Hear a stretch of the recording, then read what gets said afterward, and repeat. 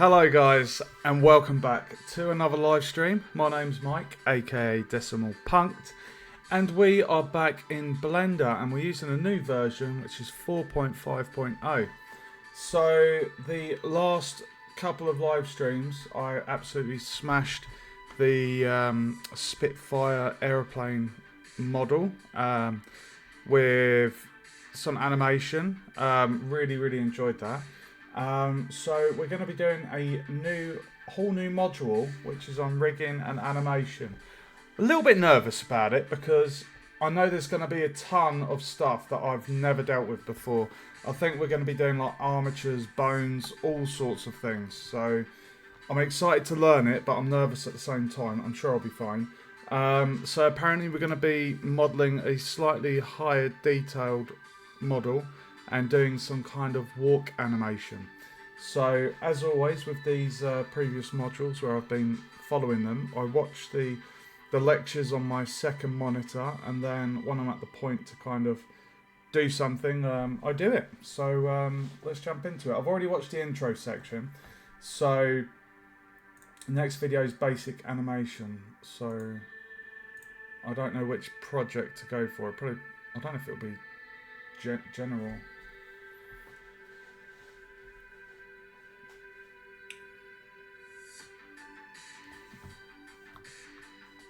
Okay, right, let's just do one called General. And we'll save it as rigging animation. There we go. Okay. So go into the animation workspace. Viewport. 3D viewport and the dope sheet.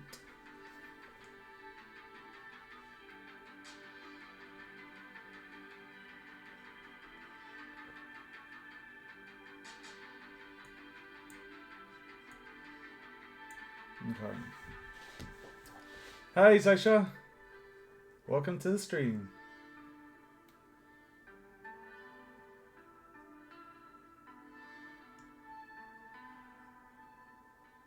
So apparently we're animating a cube.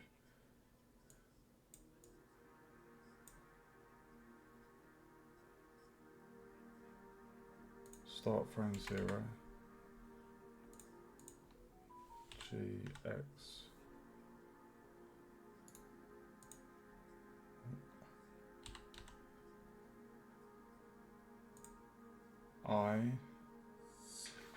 Oh, hold on. Right, he's still using 3.2.0. He's using such an older version. When he presses I, it does a keyframe, but if I press I, it does that. Right, it puts it straight on, but you don't get a choice. On his one, if he presses K, location.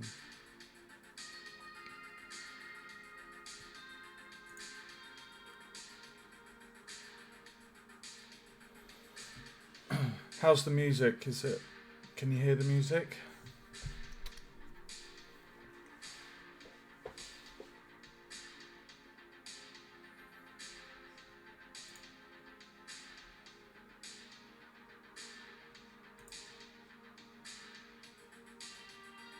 Oh, hold on. What did he just say? Summary.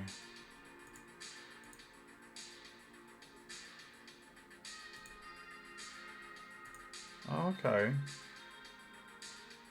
So clicking at the top selects all of the keyframes. That's pretty cool. Have you got much experience in animation, Sasha?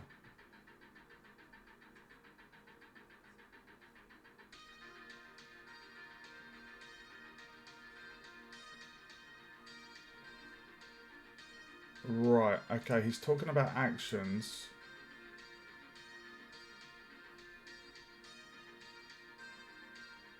Right, so a walk cycle and a run cycle will be two different actions. So you see how I've got a cube action here. I wonder if you can rename that. Can you rename that? Don't tell me it's doing that shift thing. Oh, it's doing that shift thing again. Hold on a minute. Why? Oh, what was that thing called? Screencast keys. There we go. And screencast keys. Oh, I've got to set this up again. That's annoying, isn't it? Window, right, offset.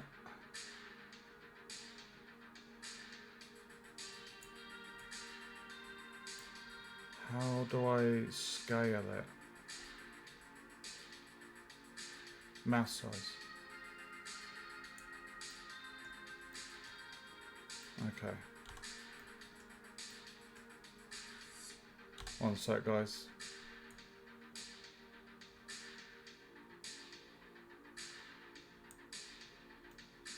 Right, let's see.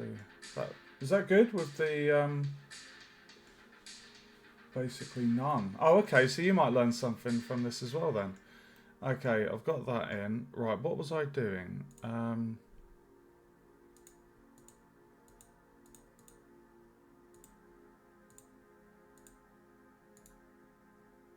Yeah, I was just wondering. I mean, it makes sense to be able to kind of rename that action, so if it was like a walk or a run cycle. Huh, okay.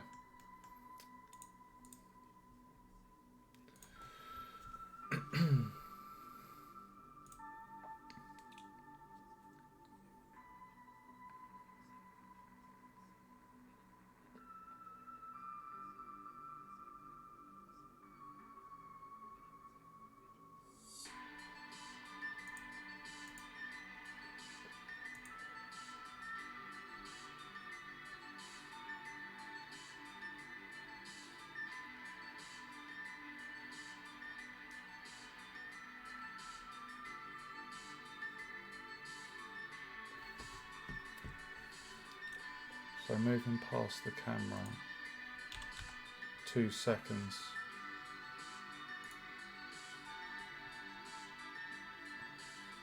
Okay, so I've got to make this move across the scene in 2 seconds. So 2 seconds at 25 FPS is 50.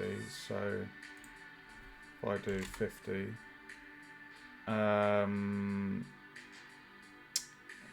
so I've got the transform there. So then if I go to 50, GX, make it go past the camera in 2 seconds. And then we'll do K location. Challenge done! Easy. That's what the lecture got me to do. Get it to move past the camera in 2 seconds.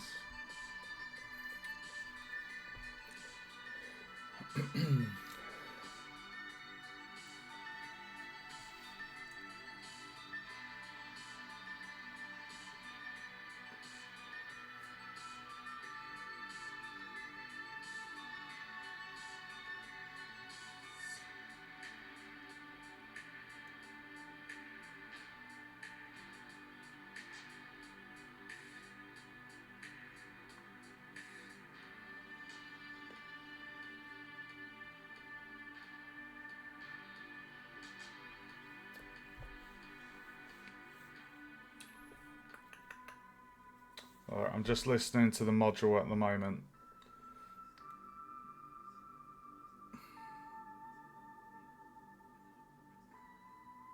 I know it's a bit boring just with me not doing anything, but I have to listen to these modules.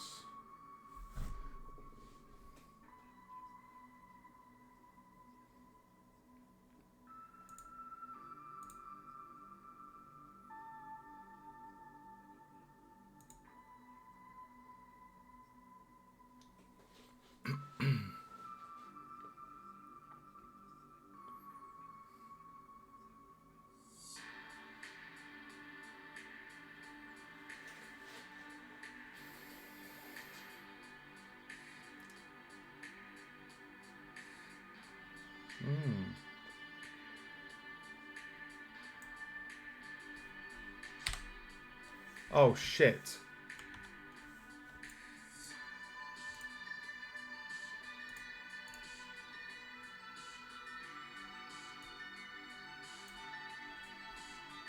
There we go. Sorry.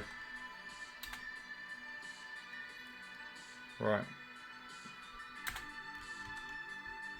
Adding a floor.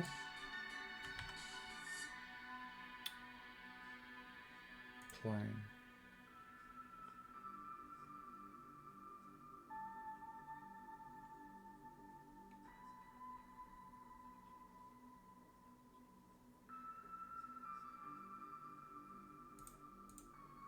Okay, so we've got to scale up the plane and then make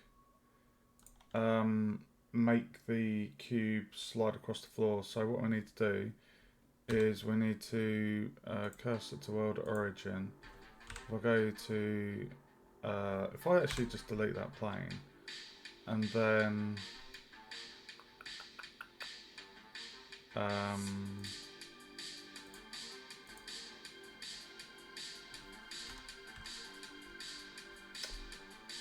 right, let's first off let's move that onto there. Right, and then we're going to set the origin point to 3D cursor so it's at the base. That's one job done. Oh, I love this song. Oh my god. Oh, I love that track. Right, Shift A, mesh, plane, scale.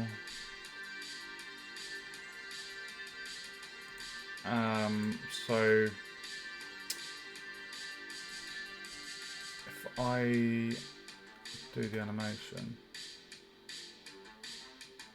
there we go.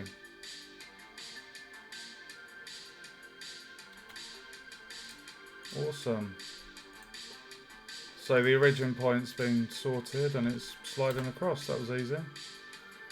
Some of the modules, when he's like, do this, do that, I'm like, yeah, on it.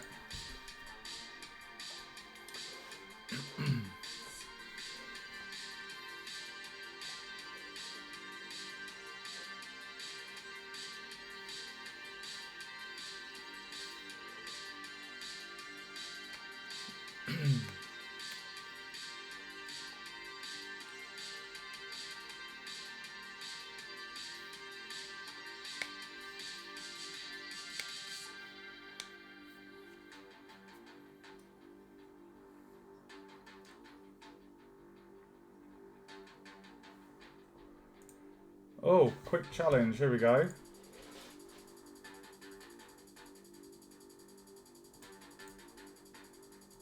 Okay, so he wants us to change it to 4 seconds. Well, all we need to do is double the thing there to make 4 seconds, and we should. I wonder, you can move them up.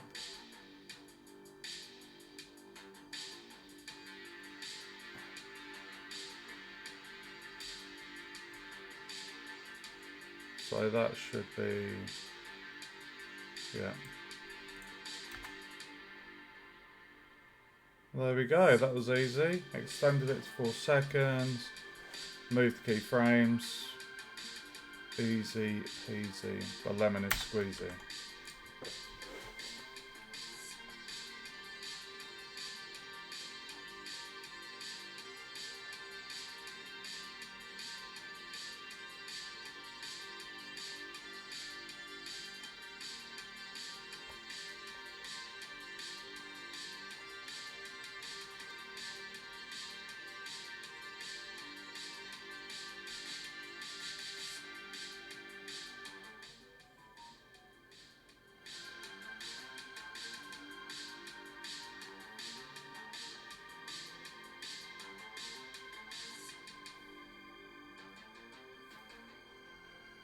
Hold on.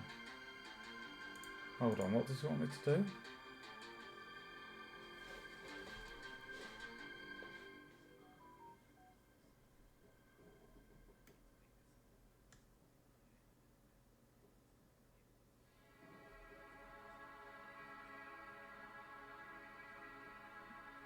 Hold on a minute.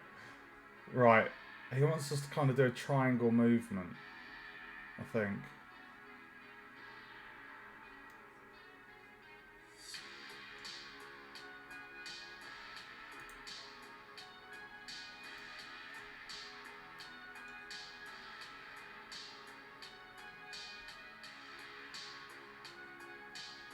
Right, okay. Okay, right, so what he wants us to do is he wants us to go from there, but essentially on the y-axis, he wants it to kind of go up to the middle. So if I... Oh, that's going to be tricky. Because... hold on. If I go perspective 7, if I just move that to the middle. Right, and then...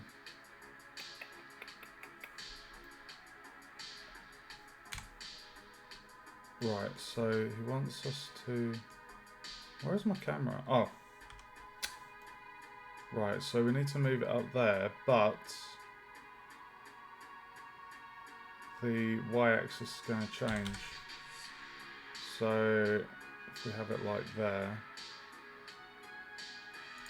and then if we add a keyframe, it's going to be location. So then, what is my y is 6, so the y would need to be 0. Okay, so yeah, what I'd need to do here then is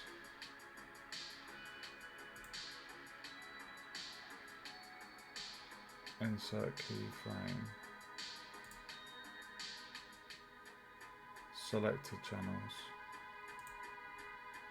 and then do that to 0, and then here insert keyframes, selected channels, and do that to 0. So now that should do what we need it to do. Oh, you bastard.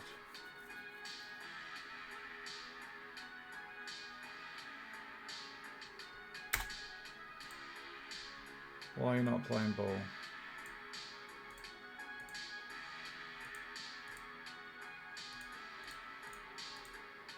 The X hasn't been changed.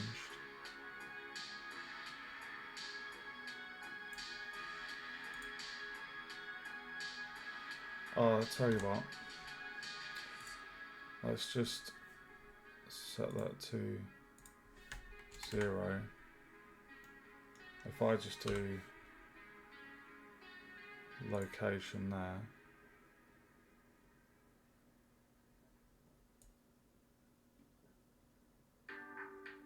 And then 0 on the Y. Okay. Right, is that going to work? It's got a bit of a curve. Oh, well, that's what he said on the video. He wants us. It's kind of like a triangle shape. So that's the job.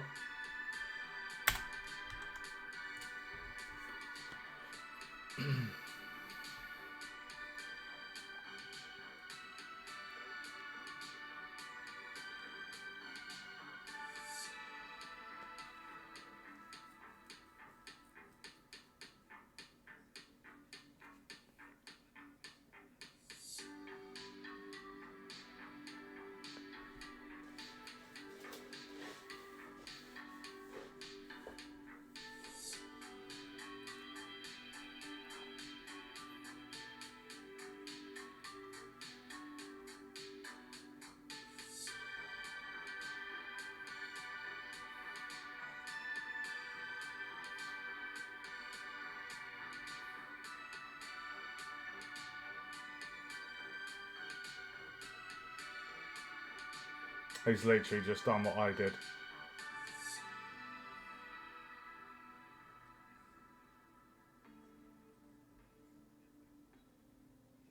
It's almost identical to what I did. Oh, we got a last challenge.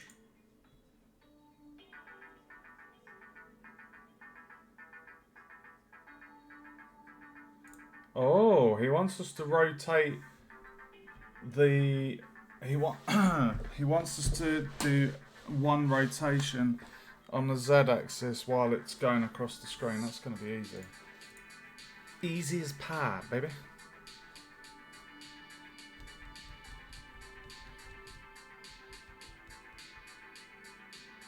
That's going to be easy. Right, so if we go to the start, save, and then if we do a K, rotation, and then if we go to, I think it was shift right? Yeah. I need to get my notes up.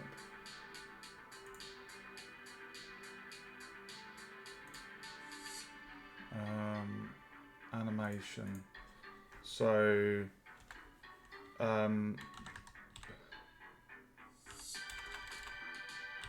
go to start animation is Control plus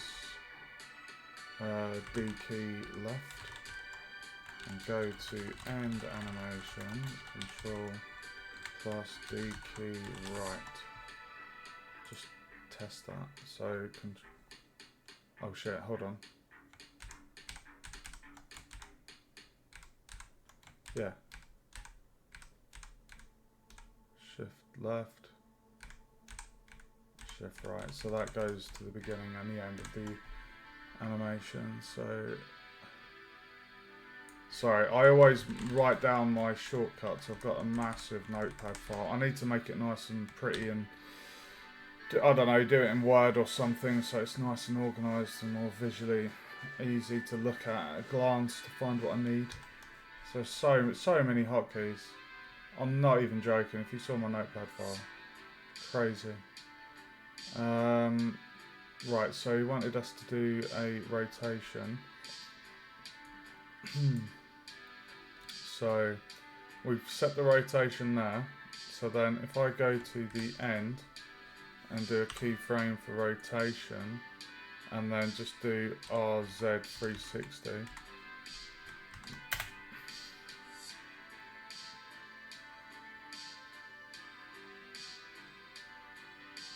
Why are you not?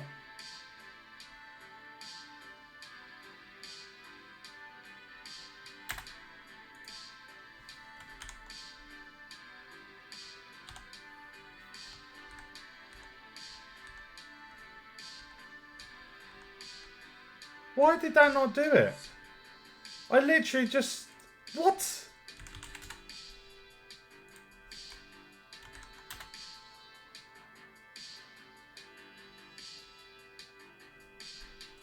Oh, is it because... Hold on. I think I need to... Right, okay. I think I know what I need to do. Right, I think what I need to do is click here. R, Z, 1A... Sorry, why would it needs to be 360? Do that. K, rotation. Ugh. Let's try that now.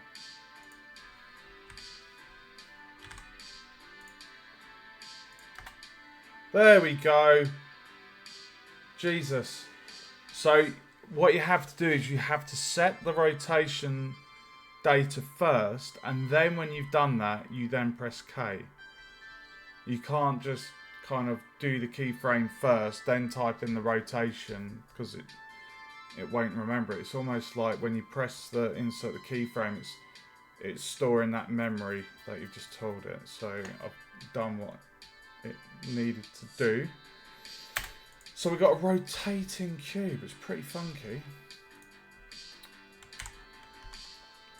Easy.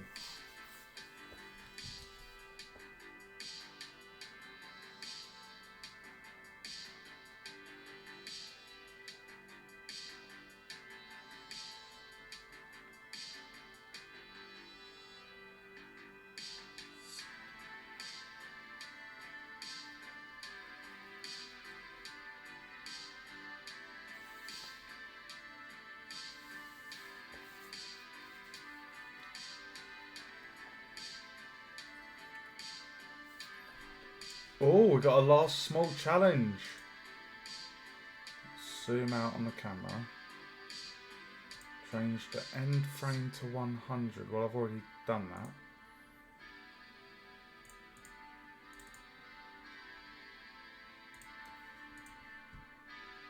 that. Oh. So he wants us to zoom out. Hold on.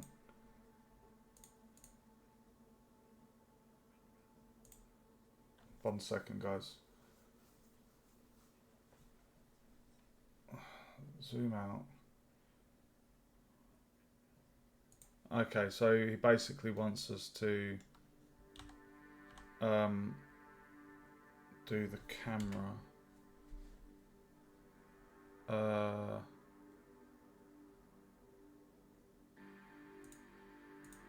That's a bit annoying, isn't it?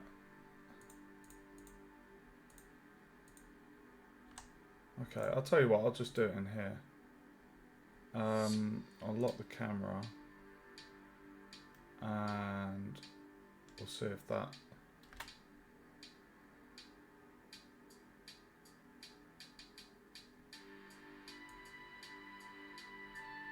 Oh, that's pretty cool that you can adjust the camera whilst there's an animation going on. I like that.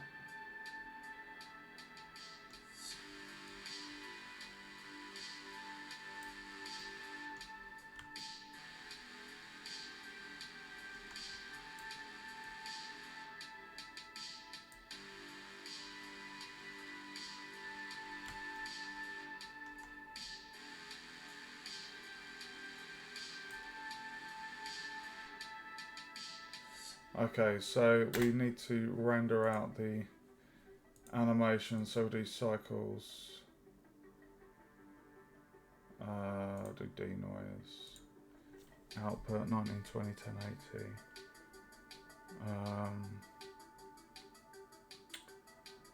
I'm just going to do RGB. And then save, and then it's Control F12.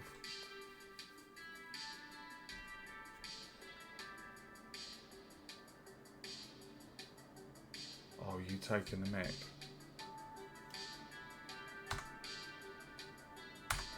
Why is that taking so long, dude?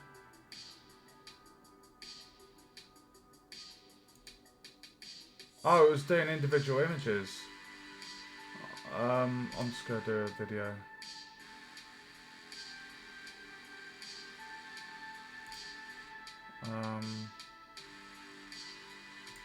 What's that? If I just do it to videos.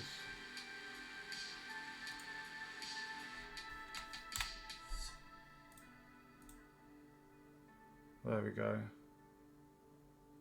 Right, let's try that now.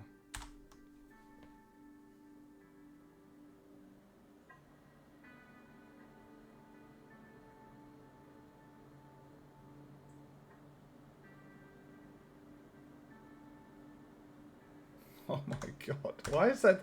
There's literally no detail there. It's a plain cube. Frame rate 25.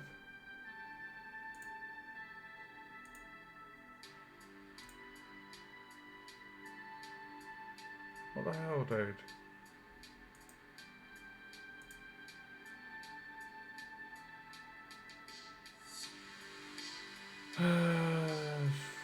Let's try that.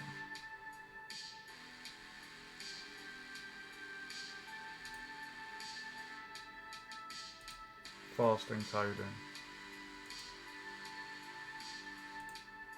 Let's see if that's a bit quicker.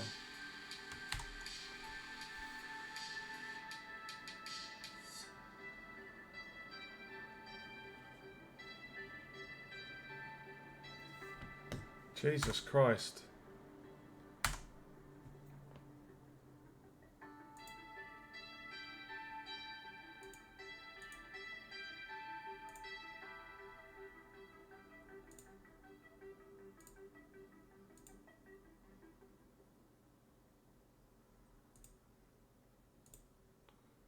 I'm just going to do lowest quality.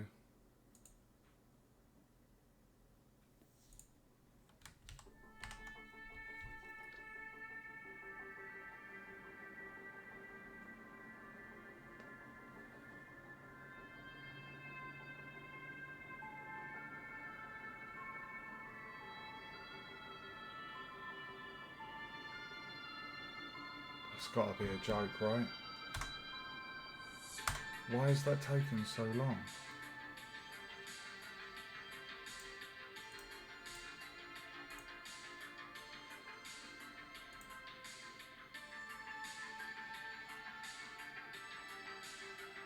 Hey, sorry.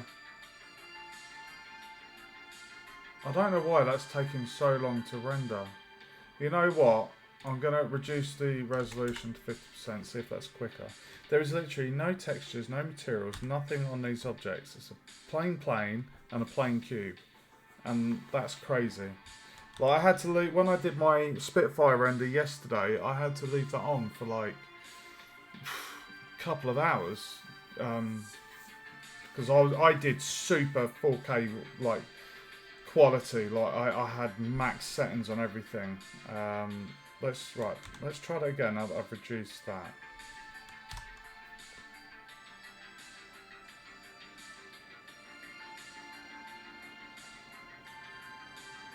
Okay, that's a bit more bearable, isn't it? So we've halved the resolution. So it's going to be half of 1920 1080. And there we go. There's our little cube doing a 360 across a plane with a nice little kind of lighting in the middle there.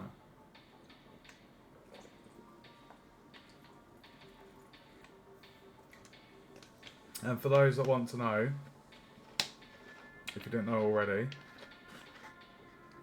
Control and F12 will render the video. I should write that down really. Render video, Control plus F12.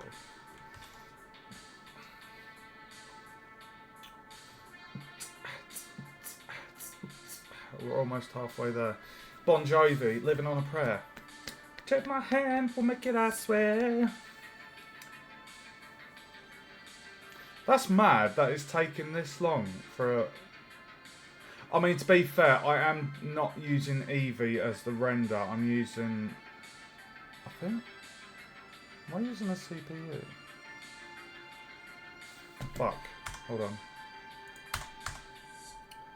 I'm being a numpty. Why have I done CPU? No wonder it's going slow. I mean, I've got a bloody top of the range i9. Like, it's the top one you can get.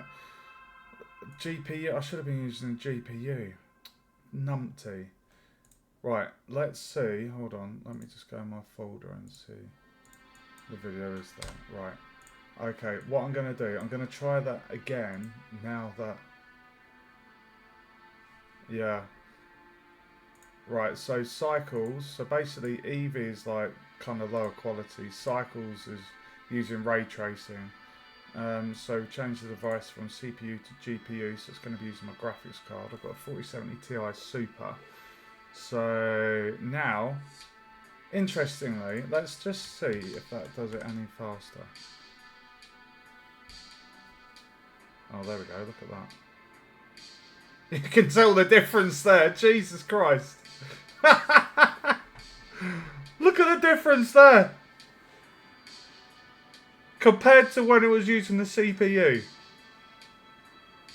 Dude.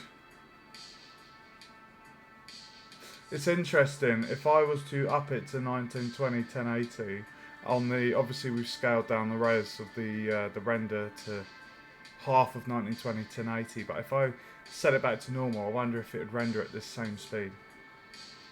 That's much better though. So very simple animation, just a cube going from A to B with a slight curve and a 360 rotation on the Z axis. And then once this is rendered, we can play back the video, check it, and then there's literally like 1 minute left on the video module I've got for this bit, and then we're going on to something else, which is going to be exciting. It looks like this module we're going to be creating some kind of like robot character with like a TV as a head.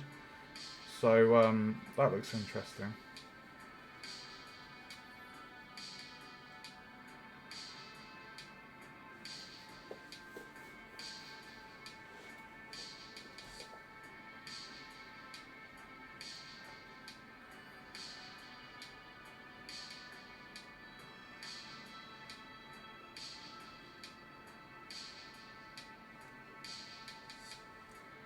Nearly done, guys.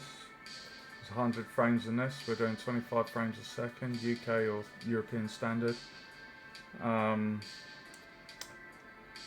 100 frames is 4 seconds. Welcome to the stream. We're just doing a render at the moment.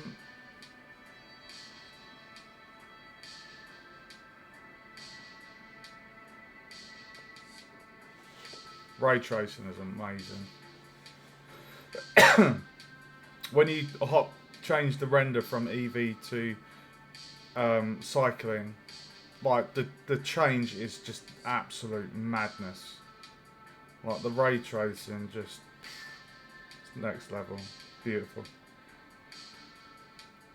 8 frames to go. Almost there.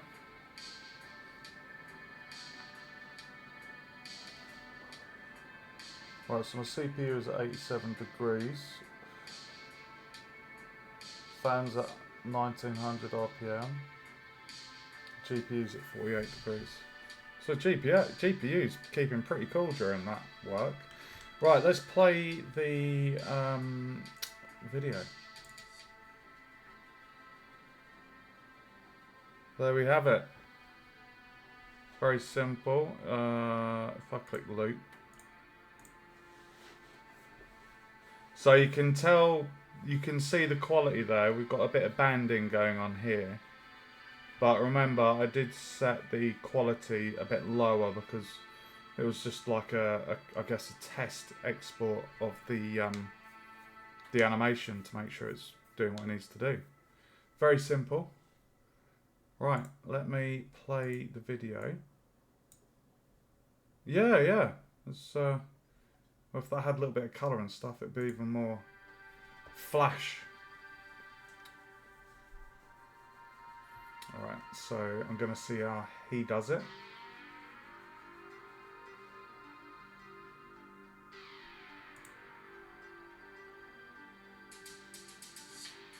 I wonder what settings he's going to do on the output.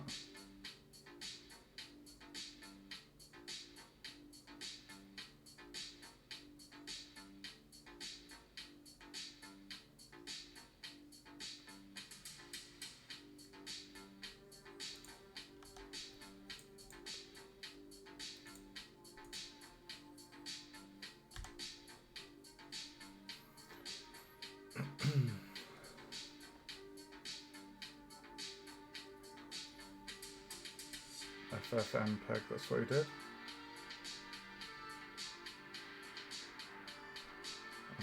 MP4. Ah, perceptually. He did perceptually lossless. And he set the encoding speed to good. Slowest? Why did he do slowest?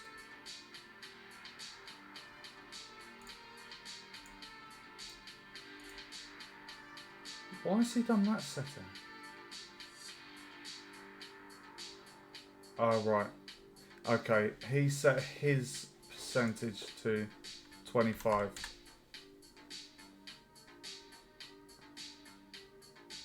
I'm curious to see if mine's going to do it a lot quicker.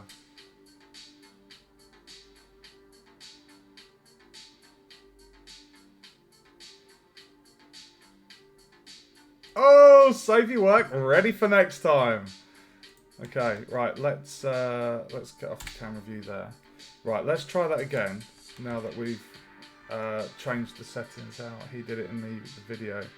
So, on the output, FFmpeg, MP4, perceptually lossless, slowest, and we've reduced the render there. So let's see how quick it renders now, guys.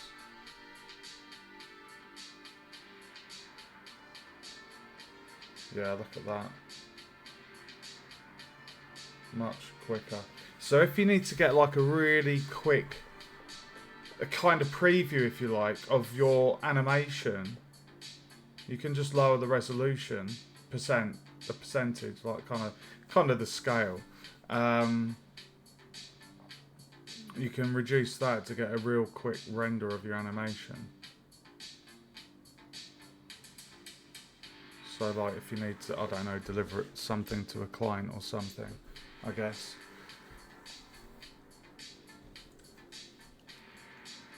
Nearly done.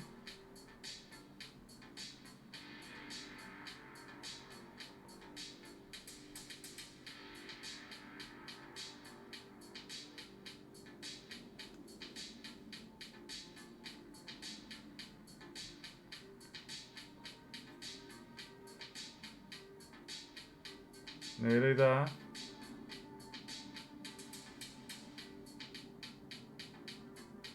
Done.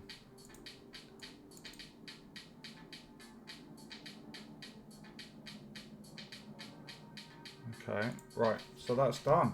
Right, next up, guys, we've got the record button.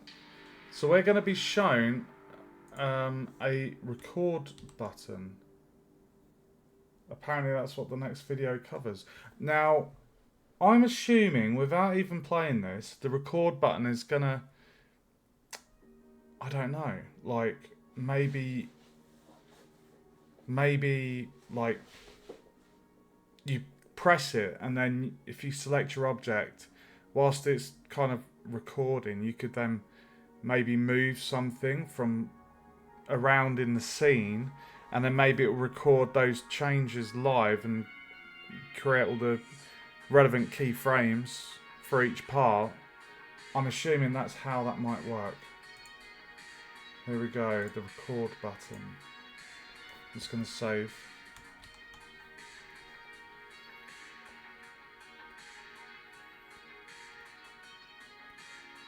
Record.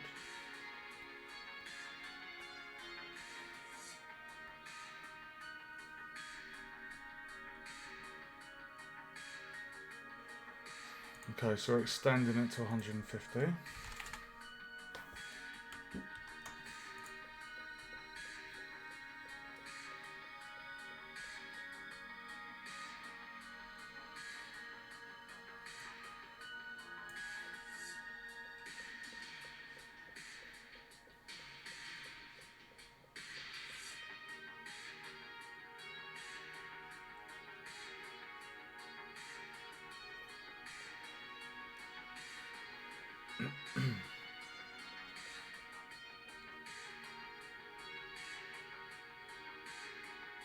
Automatic keying.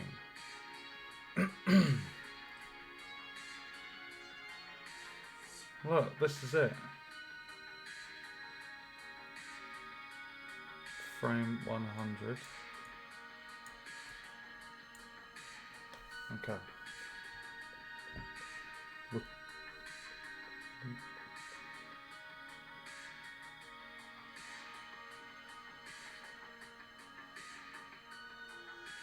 Oh! Okay, so it does. Clicking the record button, it will automatically create the keyframes. Hold on. Oh. Right, so if I click that.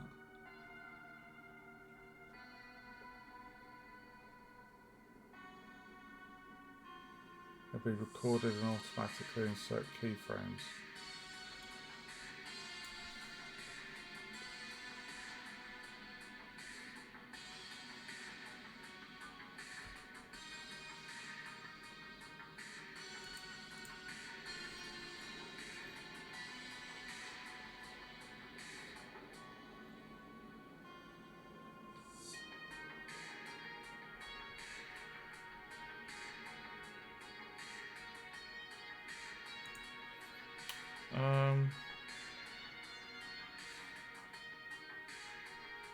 Okay.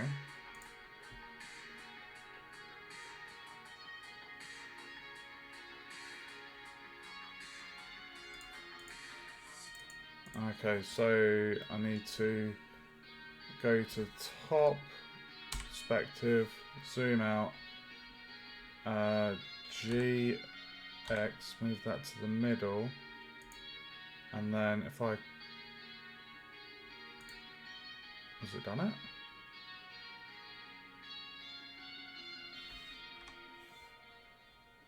Did it do it? Oh, it's made...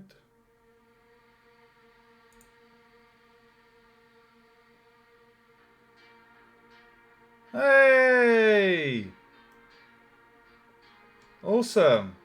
So in his video, when he did it, it created keyframes for he's got like the scale added in there and stuff, whereas mine has only done the X location, which is where I moved it to. Again, in the video, he's using Blender 3.2.0 and I'm on 4.5.0, so there's obviously been some improvements there. So showing a common mistake.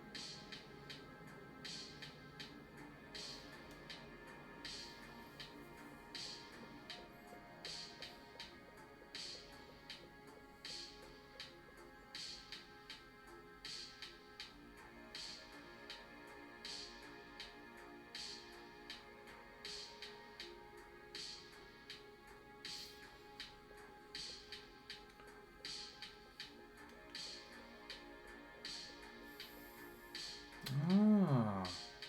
So on the controls on here, if they're yellow,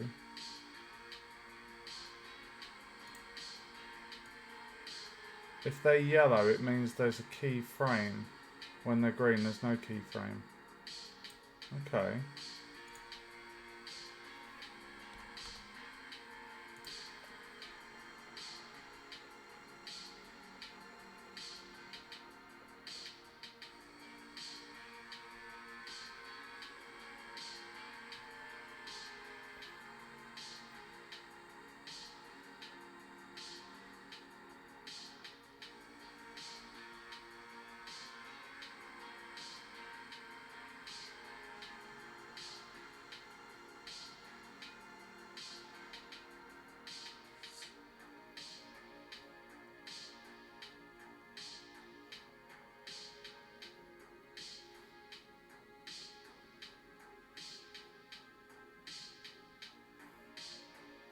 So setting the scale of his cube to 1 at the very beginning keyframe.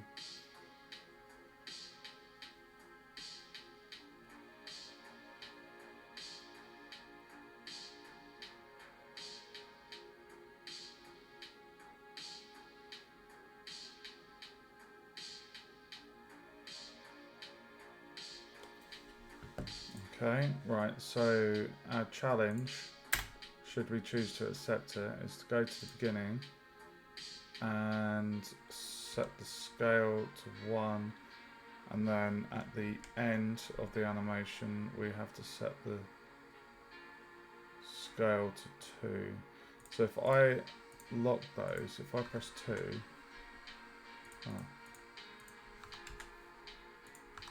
and then if I click there,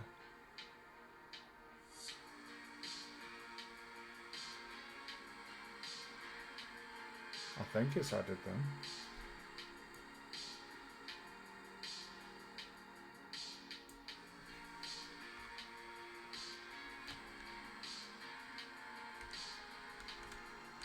Oh, I need to do it at the beginning. Right, so now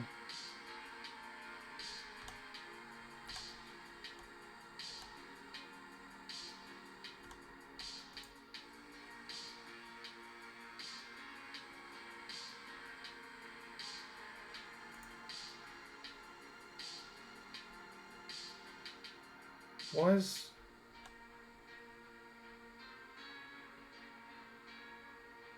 What? What? I've got the recording on here.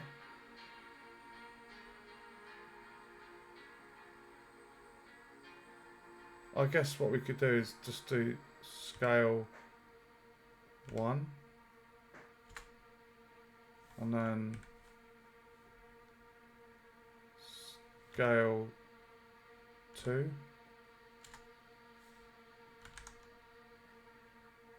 Okay, so that's really annoying. So you can see there on the info panel, if I manually go in there and type in the numbers, it's not adding the keyframes.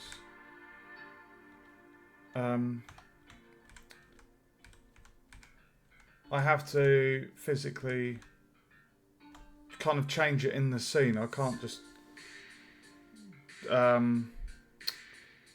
typing it in there doesn't seem to work, but I've done what the lecturer has asked me to do. I've got it to scale over the course of the animation. So nice and straightforward. Welcome to the stream.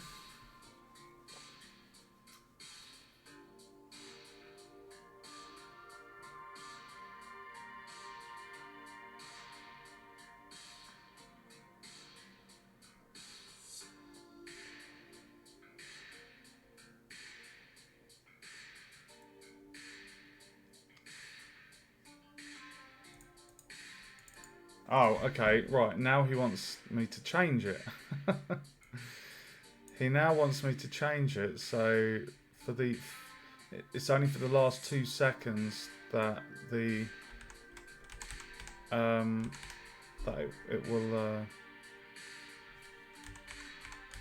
it will scale only from the middle to the end.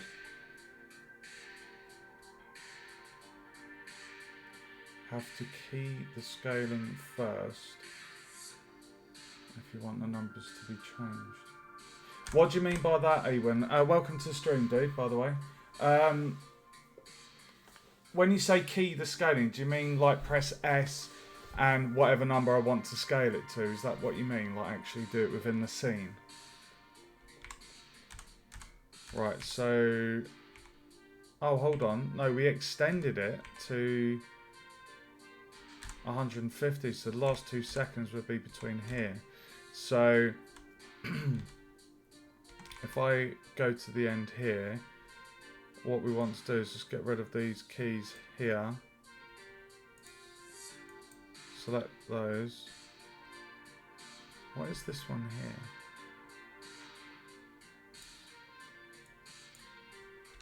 Delete those. Scale there. And then if we just move those along to there, and then, or hover the cursor over the number. What, here? Well, in the video, he kind of selected these and then did that.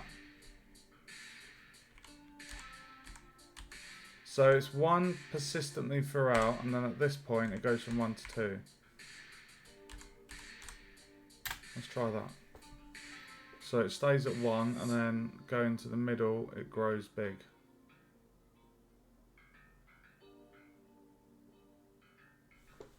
Challenge complete. So pressing up and down hops between keyframes. I'm just going to make a note of that in my shortcut notepad file.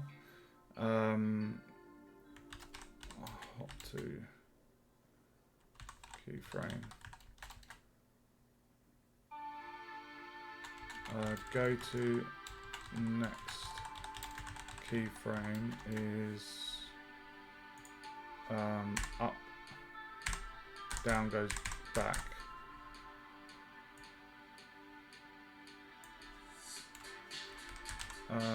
So D key up, and then go to last keyframe, D key down. How goes the animating? It's going very good. Dude, I love your Dark Souls emojis.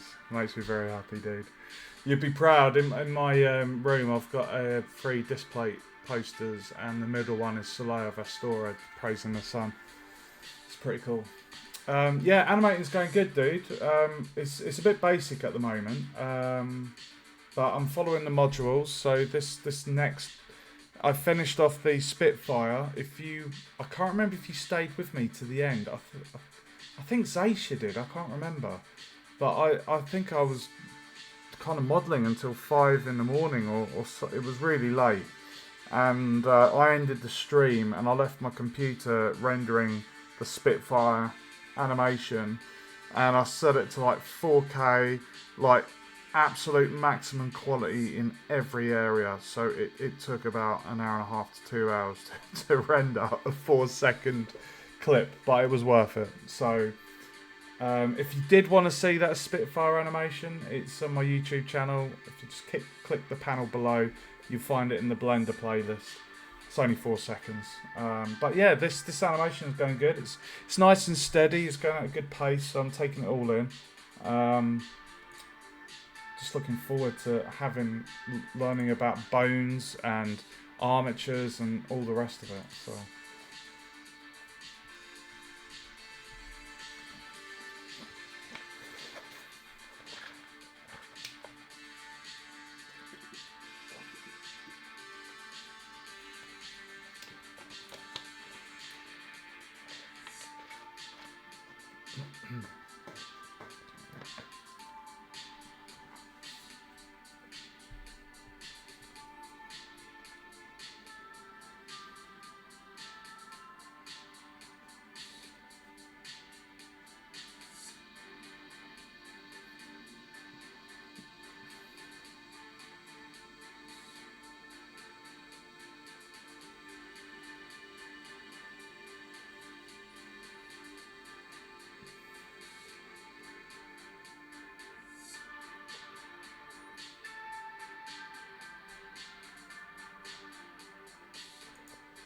Oh!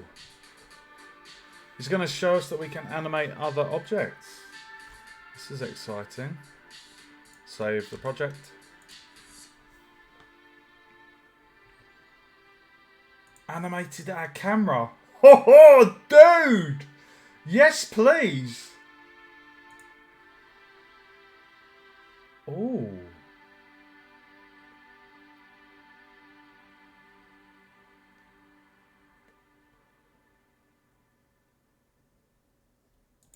Yeah, do you like it, dude?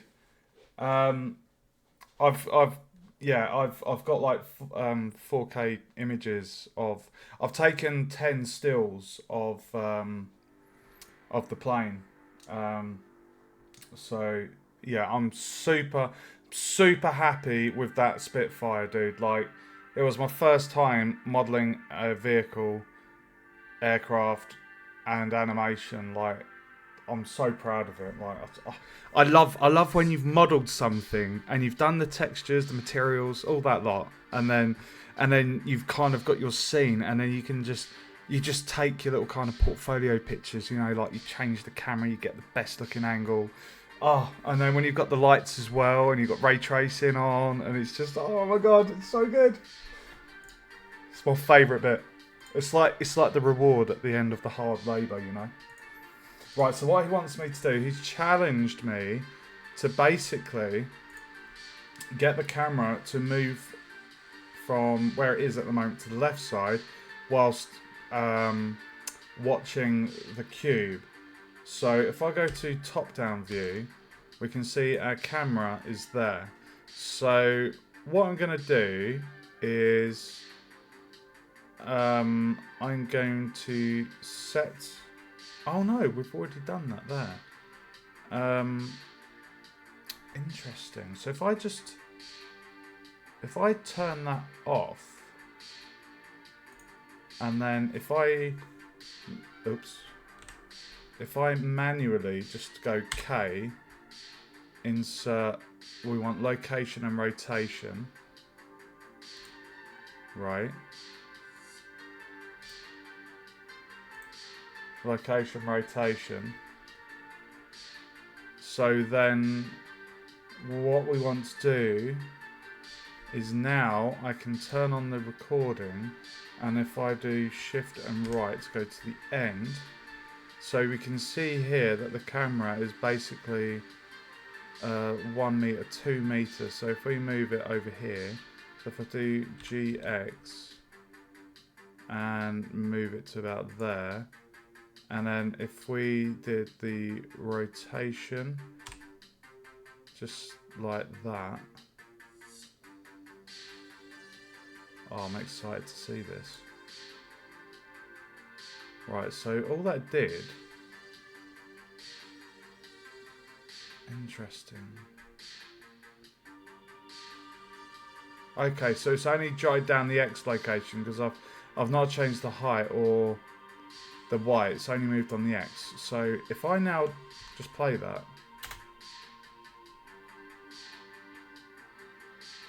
Dude!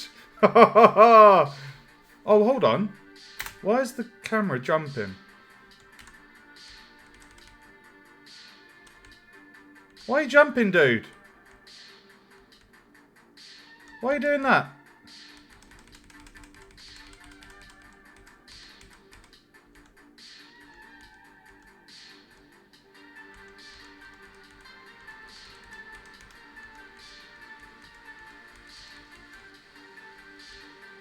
I didn't tell you to move. Alright, so the bottom one is the rotation. Give me 1 sec, guys. Right, so basically, hold on. If we get rid of these ones here,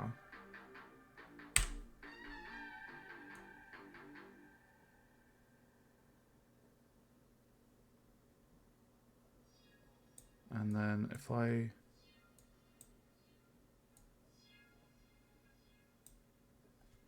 let's try that. I don't know how that happened. Look at that, guys. So we've not only animated the cube, but we've got the camera kind of doing a panning shot. No, not. I should know this. I studied moving image many years ago. So cinematography. There's so many camera angles and shots. There's like the dolly, the pan, the surveying shot. There's kind of a surveying shot is static position where the camera moves stationary but from left to right, so it kind of does like a 180 pan, like a surveillance camera. But that kind of shot is kind of like a tracking but a pan at the same. It's like a tracking pan. Okay, so we've done it. Yes, Awen, we've done it, dude. Sometimes there's various ways to do the same thing.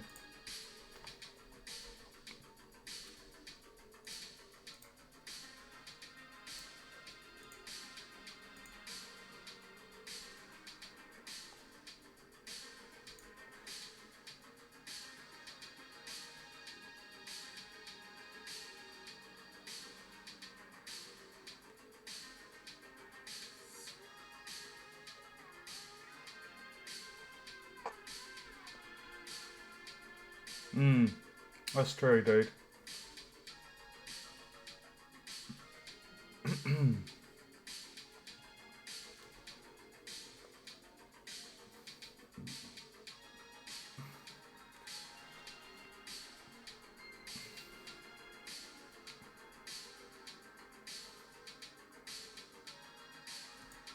Oh my god, he wants me to animate a light. Right.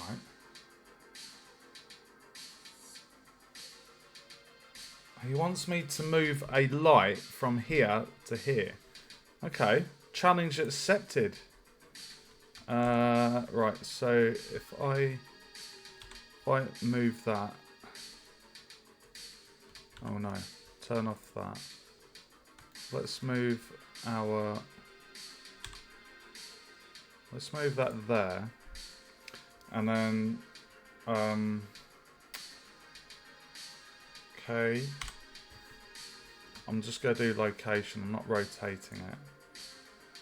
And then shift right. And then we're going to move this. Oh, turn on that.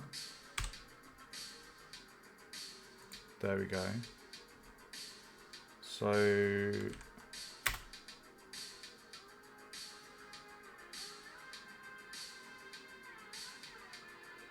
all he did was say move the light from one corner to the other. I'm doing that, but obviously it's a point light, so...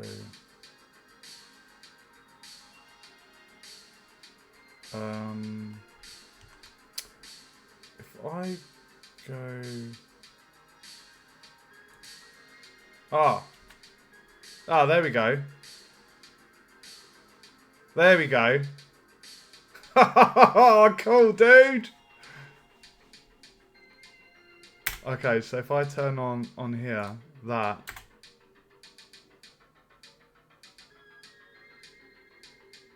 Nice. Nice, dude. Yes. I love that long shadow it casts. Awesome. You love and hate what? Marmite.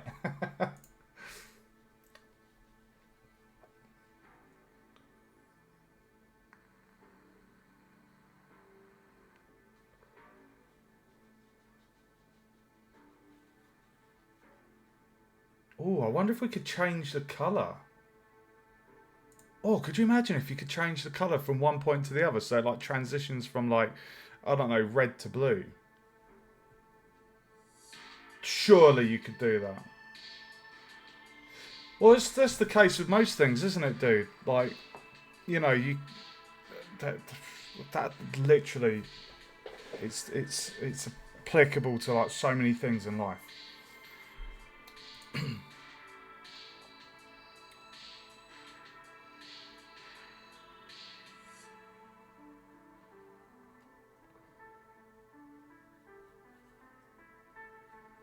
Oh, he is getting me to change the colour. Oh, you insert the cave. Right, so this isn't captured by the automated kind of keying. So you have to manually right mouse click on it, add keyframe.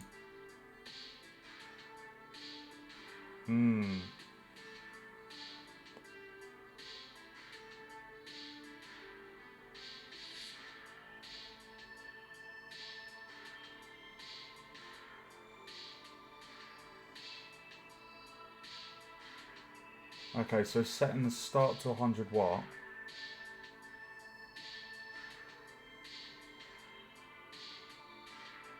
Right, okay.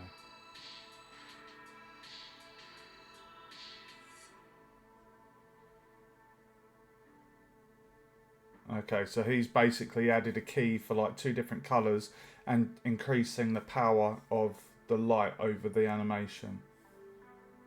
Nice.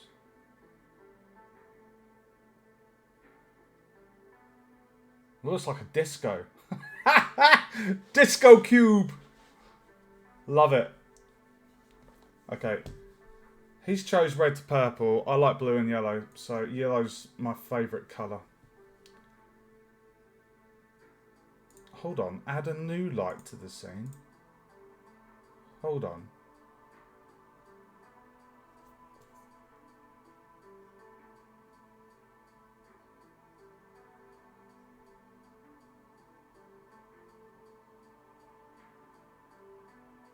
What?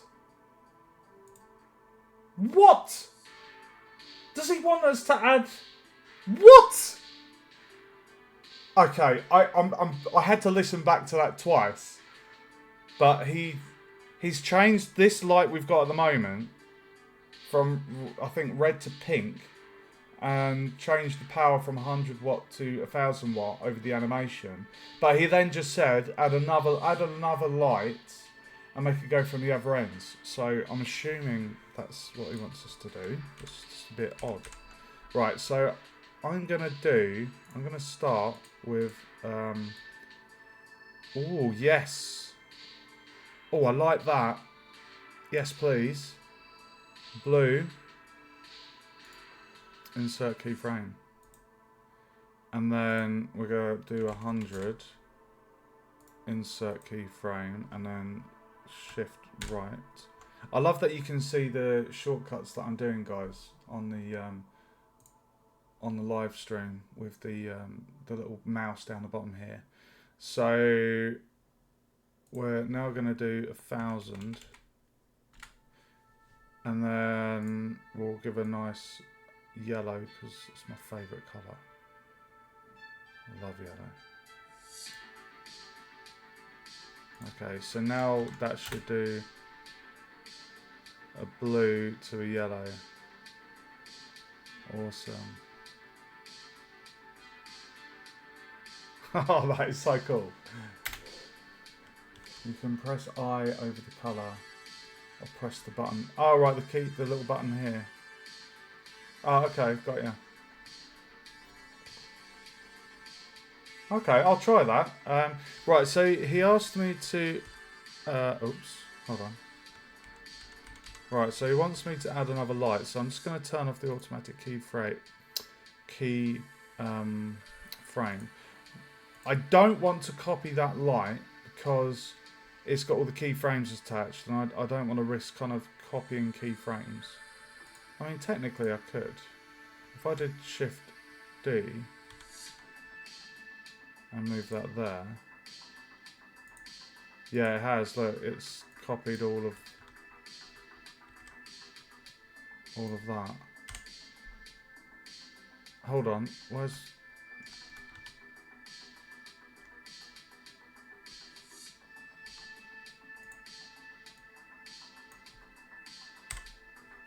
Okay. Right, so we're gonna... I'll tell you what, I'll let you guys pick the colours. What colours should we have it starting from there, going to the other end? You guys pick the colours. There's 3 people watching, so first people to give me a random colour is what we'll have our second light as. Get the audience involved. Make it fun. Purple. Okay. Why purple? Is that because your name's purple? Okay, purple. Next person. So what we'll do, this. Is that a yellow? Well, that's two purples. We need a different colour. We need another different colour for the end.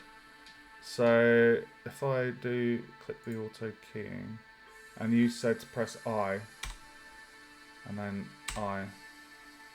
Okay, cool. I'm gonna make a note of that. Add keyframe to property, maybe. Actually, add keyframe to property on hover. Green, maybe. Okay, let's go for green, dude. Right, so... Oh, I also...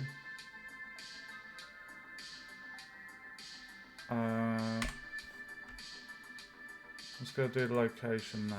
So if I now go to the end and put that there, power is going to be 1000. It's over 9,000. Any Dragon Ball fans in the audience? Green. I'm going to make that a bit darker. Oh, this is going to be like a disco. Right, let's test it, shall we?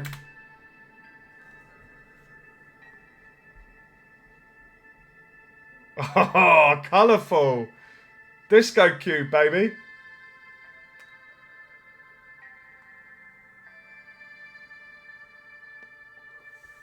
That's cool. Awesome.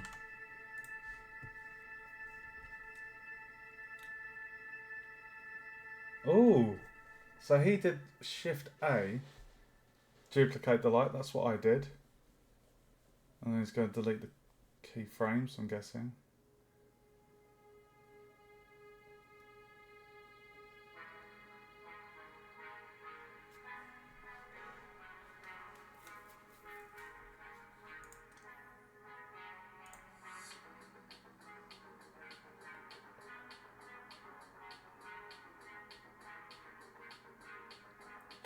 I'm just watching the last bit of this module, guys.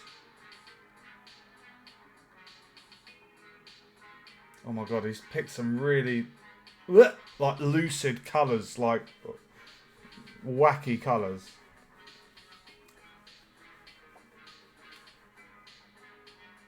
Oh, should we do a render, guys?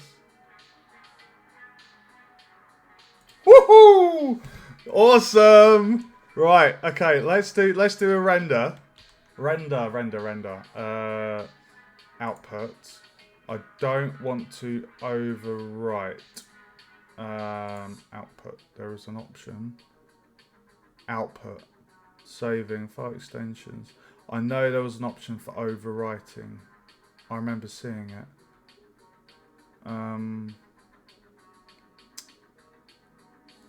Because what happens is the one that I've got here.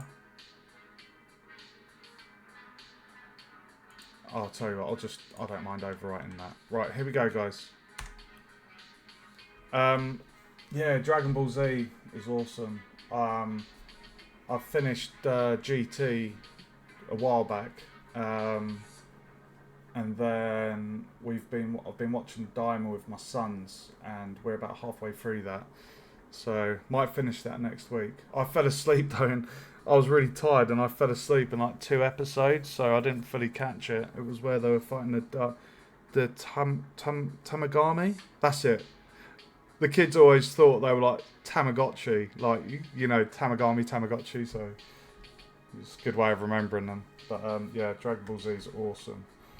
I've seen the Frieza and Cell saga, but I've been watching it backwards with my boys, and we watched the Boo saga. Oh, we've also seen all of Super. Dragon Ball Super is phenomenal. Really recommend that if you haven't seen it. Okay, so this is a 6-second render now. So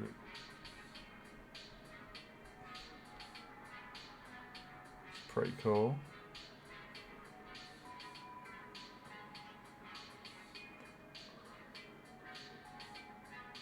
So the next video we're going to be doing, or the next module, is about a graph editor.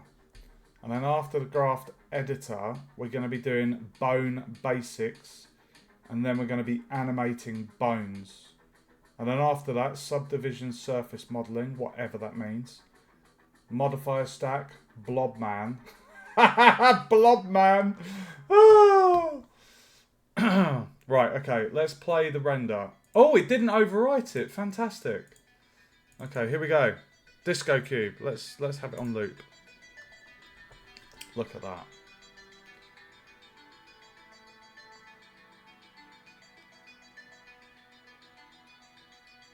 That's a pretty good result, isn't it, guys?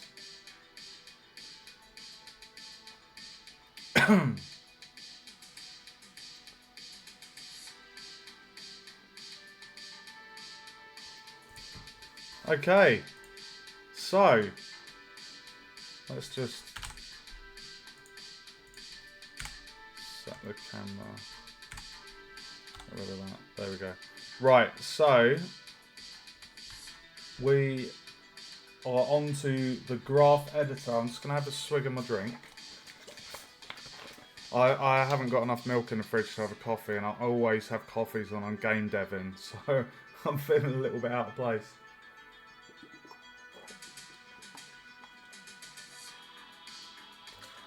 Ah, right, okay.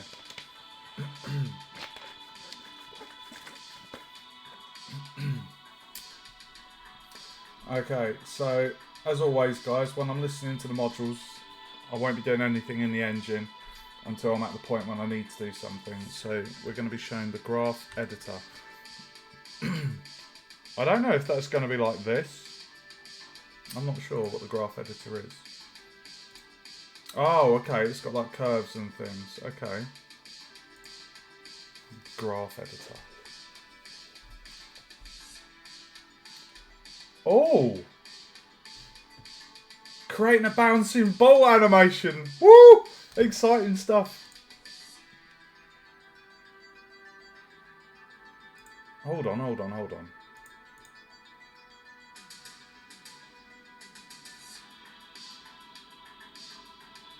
New Blender file. Okay, I've got to make a new Blender file apparently. Right, so if I go new, rigging animation. I'll call this rigging animation 2. Okay. Add a UV sphere and a plane for a floor.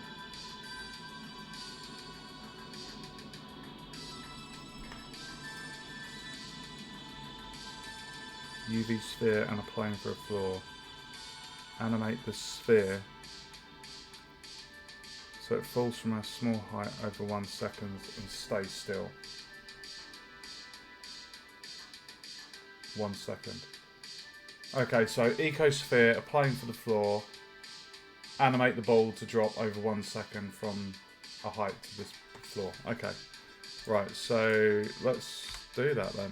So save, Shift A, plane, scale.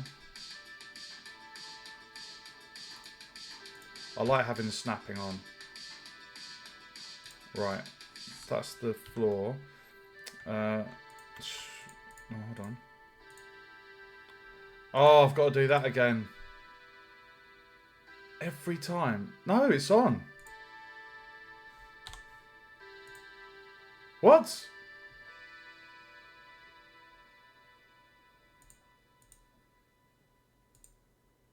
It's not on there, is it, guys? Oh, now it's there.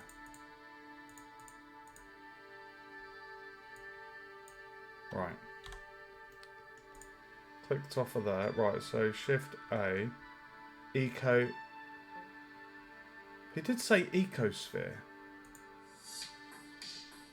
Okay. So if I go to that, just get that level, okay, and then we will set the origin to the 3D cursor, so at the bottom. Yeah, every time I've done a new project, I seem to have to always go in and enable the screencast keys, which is a bit of a pain in the arse, but it's fine. It's there now. Right, so save. So now we need to... So he said plane ecosphere.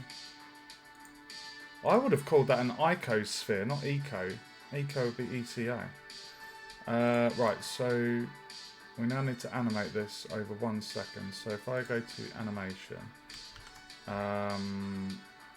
go to here, set that to 25, which is 1 second, set the frame rate to 25 FPS. And what I will do, I'll raise that up. You raise me up. And if I go on here, view, camera to view, come out of there.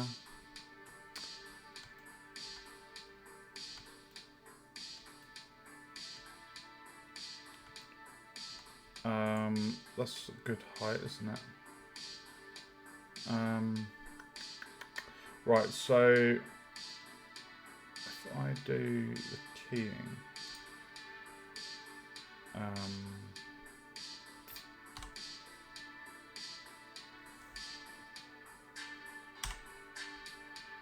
Okay, so that's done the location. And then if I go to the end, GZ, boom. Nice and simple. 1 second animation, fold in. Awesome. Okay. That was very straightforward.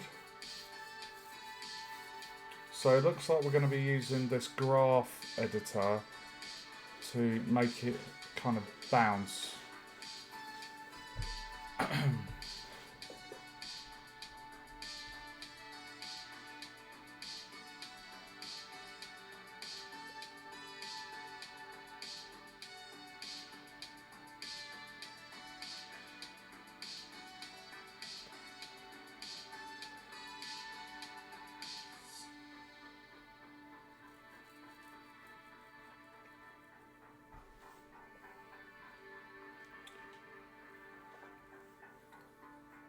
I'm excited to get onto the bones.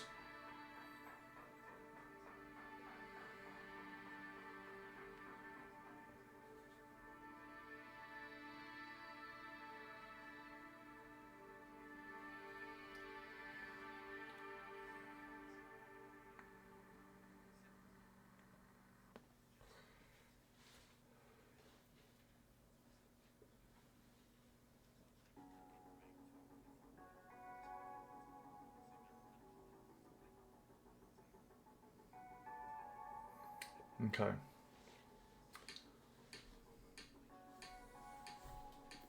Animation workspace. Yeah, that's where we are. Graph editor. Graph editor. Okay.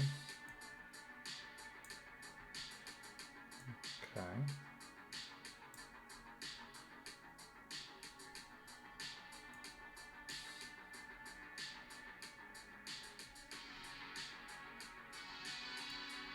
Okay. Hope you're enjoying the stream, guys. I know this might be very basic animation for some of you because I know we've got some pros here, but I'm learning this from scratch, so it's pretty fun.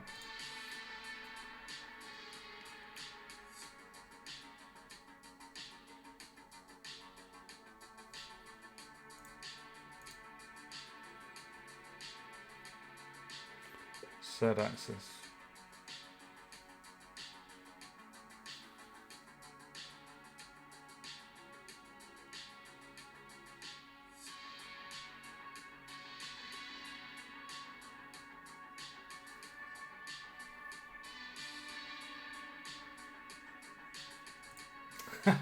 You, Zayshed, wasn't it you that had 20 years? One of you said you had 20 odd years modelling. Maybe it was Awen. Is it Awen? You're the same age as me, aren't you? I remember you saying last night. Maybe it was Awen.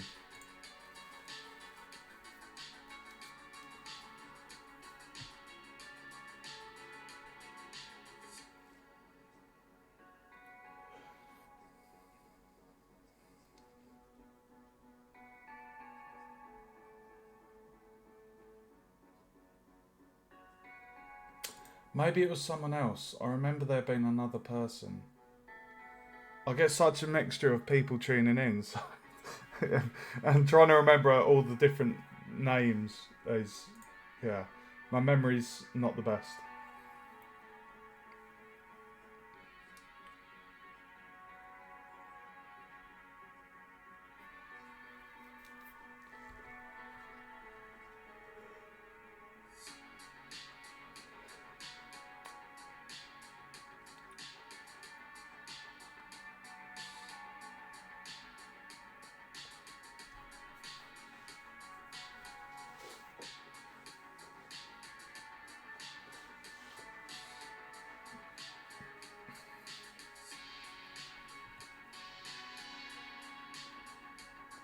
Ah. So if you hold control... Oh, that's weird.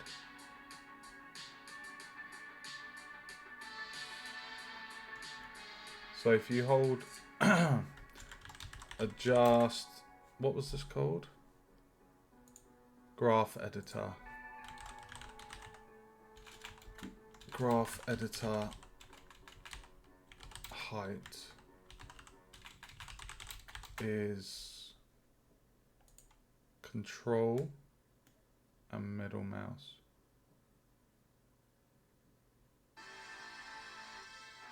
Control and middle mouse.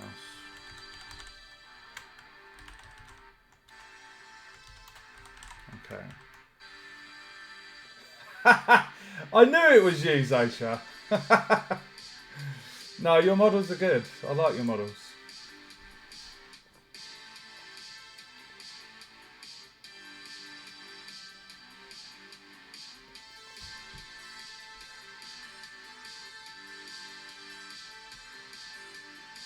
Okay, so he's deleting the X and the Y. So I've only got the Z because we're making this bounce.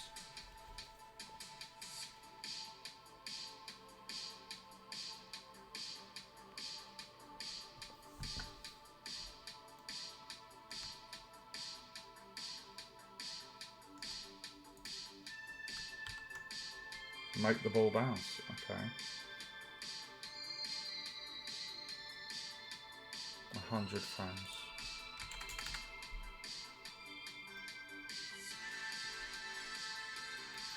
Hits the ground frame 25.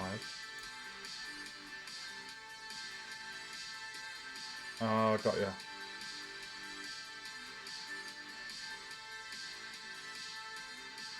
Frames.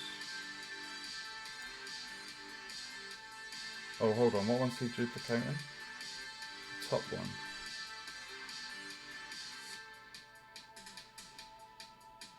Shift D. Shift D.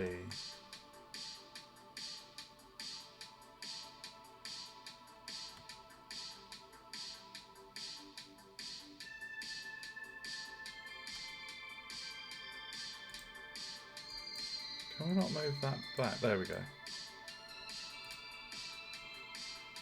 So it's the same. So duplicate keyframe. Frame is shift L shift plus D shift D. Okay.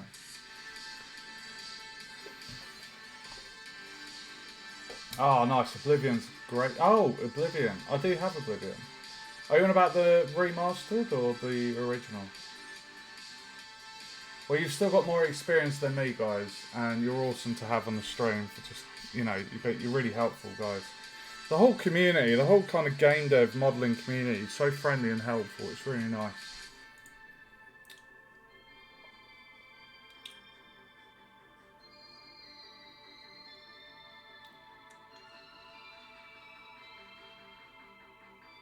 Right, okay.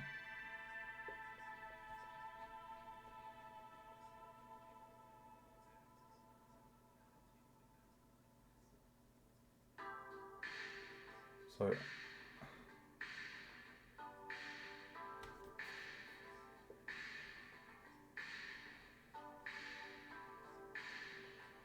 65.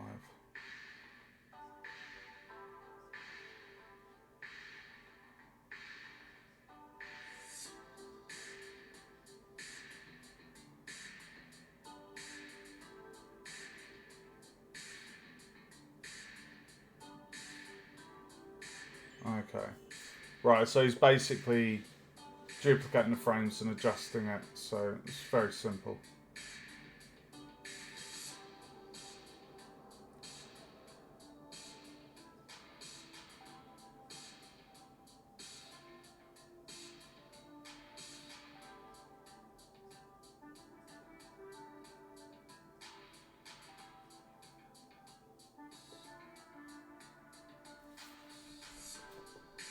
Okay, so I've got to copy the guy's keyframing to create the ball bouncing. Blender dropped NIF support. What's NIF support? Jesus, it sounds like you got your work cut out, dude. Right, so if I zoom out here, we've got that keyframe 45. So what we want to do is GY, move that down to about there.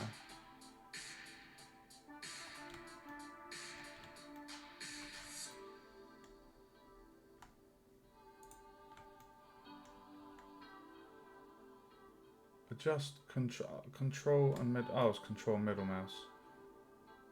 Sorry. Right, so we've got this one. So now we're going to select this frame, Shift D, and GX.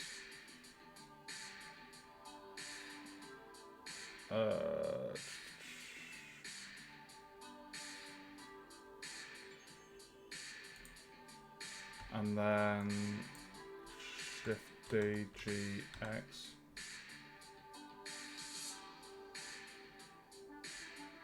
There, and then GY.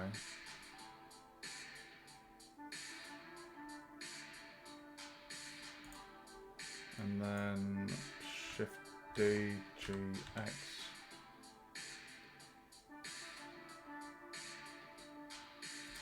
Okay, let's see how that looks. Ready?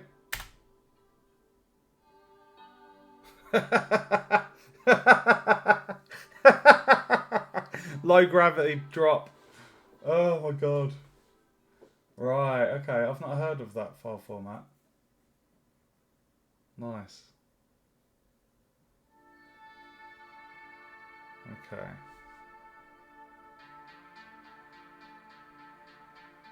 Okay, right, well I've done what he's done in the lecture. This does feel a little bit too high though. Let's try that.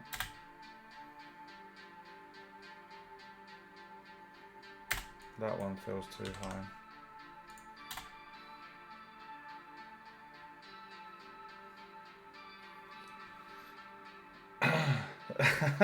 Well, Si, remember, I'm a designer. I'm not an artist. So, for the group projects, we'll have artists that we're making the models. But for all of my solo work, where I'm going to be making my own games, I should most definitely, well, I can make my own models if I want. It'll be extra work for me doing that, but it means I don't have to rely on the asset stores. I can just make everything myself. But I'm going for top marks like I did for my first year, so I'm even more equipped now. But yeah, take care, dude, and thanks for joining. And we'll meet up over the next week or two, dude. It'll be good to see you.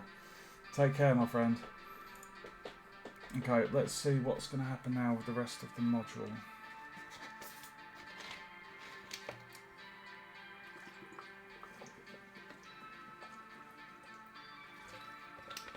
That is true.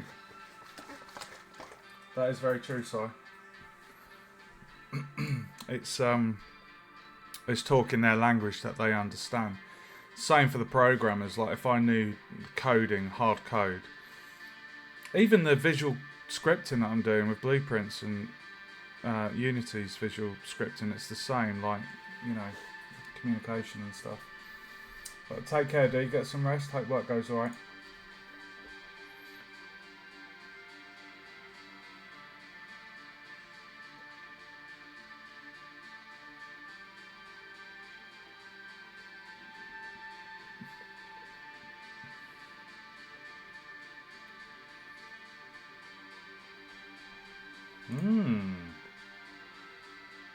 So apparently you can change the interpolation.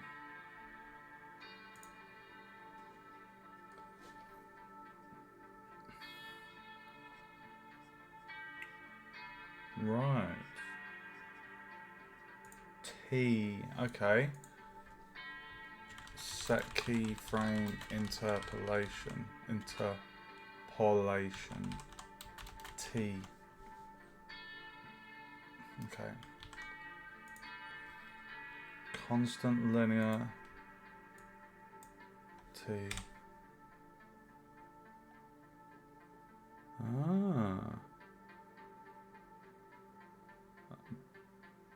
bounce, elastic. Wow, there's quite a few though.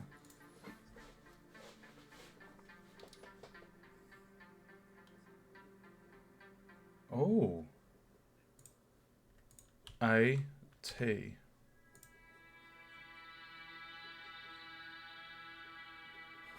It's funny as hell. Oh, he's just done a constant interpolation.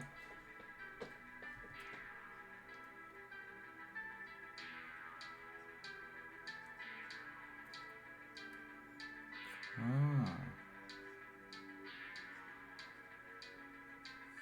Bezier.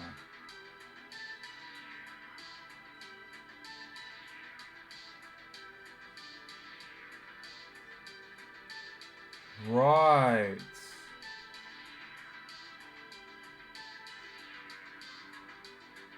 Right.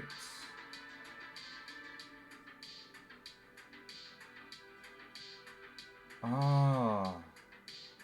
So basically, those lines you can see here are affecting the kind of sharpness of the curve. So we can actually do this. We can apparently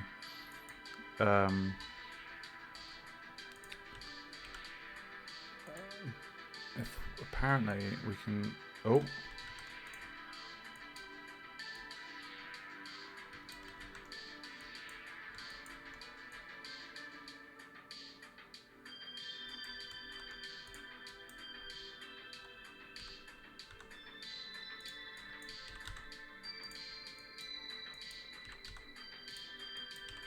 So I'm just doing G and X there. Thank you so much to whoever it was that said about screencasting the keys, because if anyone watches these videos back, they're going to benefit from seeing what buttons I'm pushing.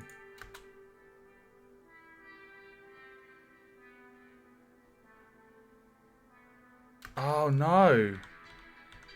What have I done there? We don't want to remove the ones at the top. It was, we just want to do these ones. Oh no.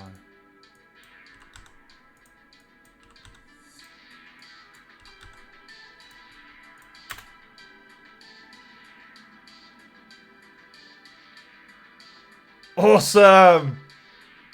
So we keep the curve at the top, but then the bottom is like a, it doesn't have that decay time when it hits.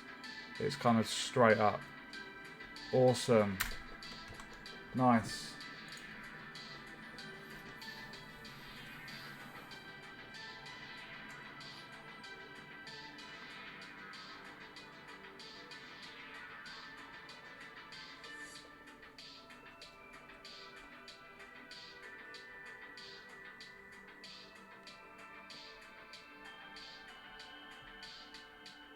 I kind of want to add more bounce to it.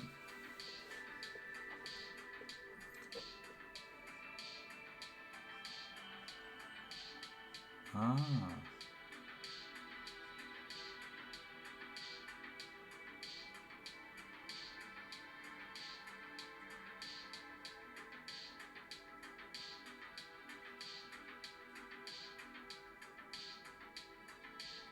Oh.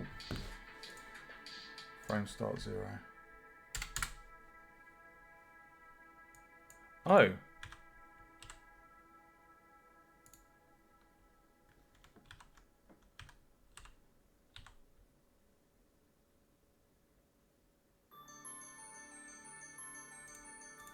Okay.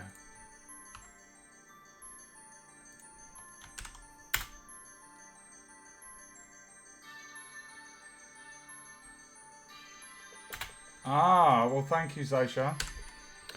Dankeschön.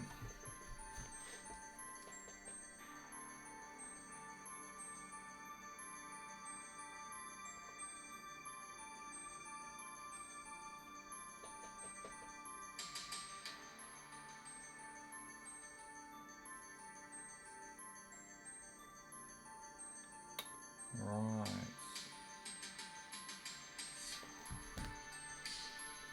Okay, so if we click on here, do that, and if we scale on the X, I need to bring this one down to 50. There we go. I'm guessing what he's going to get us to do is make it be a lot more bouncy. We're almost, guys, we're almost at the end of this this current video. There's 2 minutes left.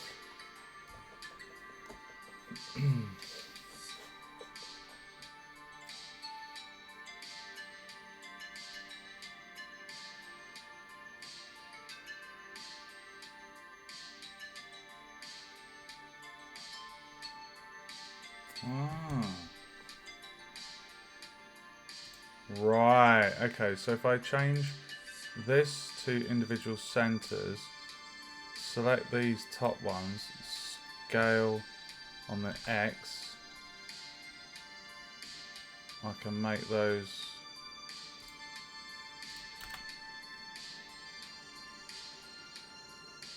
nice, awesome.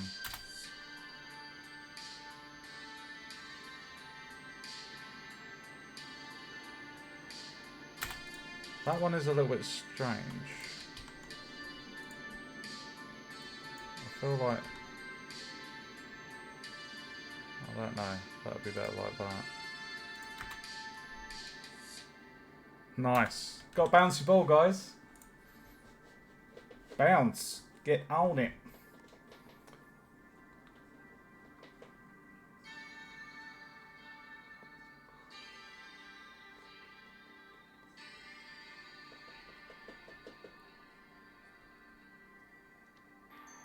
Alright, I'm guessing he's... Oh! Continue the bouncing so it degrades until it stops at around 75, frame 75. So frame 75 is that grey line. Okay. So I've been challenged to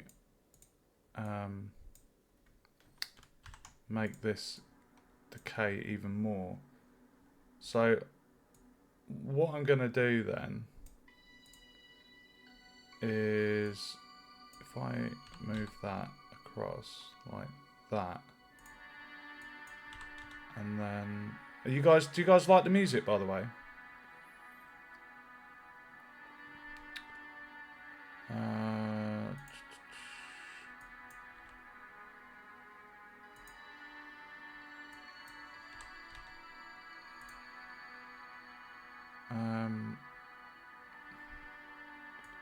So 75 is there, so that's on the grey. How does that look? Okay. Stop. It wants us to get it to stop at 75. So what I would do is I'd probably move that up to like there maybe. We've got snapping on as well.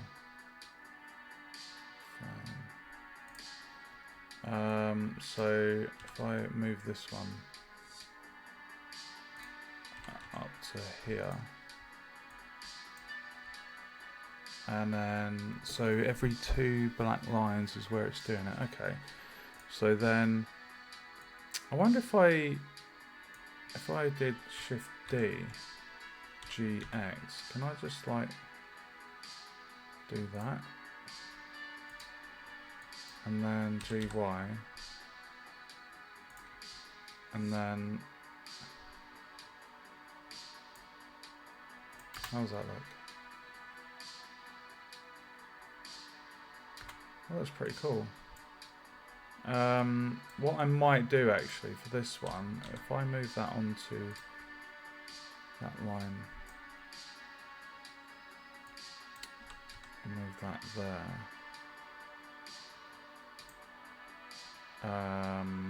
Actually,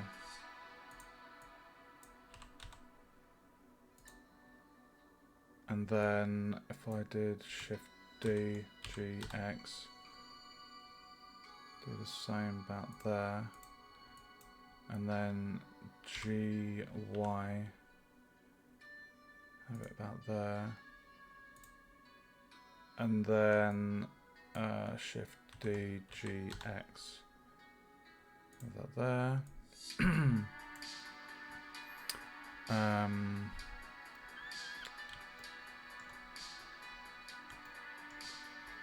GY. I'm going to move that down to the middle. And then I'm actually going to move it on kind of there. And have that like, that's nice. That should be a lot better. That is a really sexy looking curve we've got there, guys. Let's play it. Nice!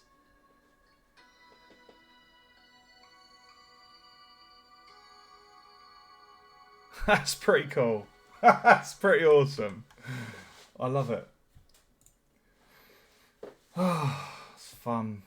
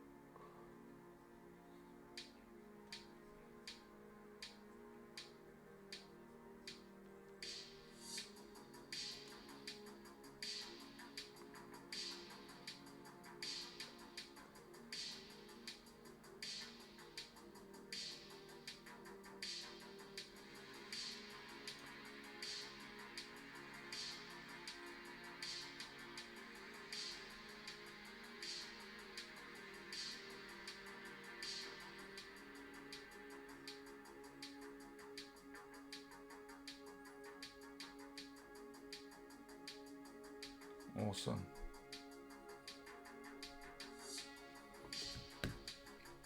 Oh, what we could do actually, if I stop that animation, if I just select these,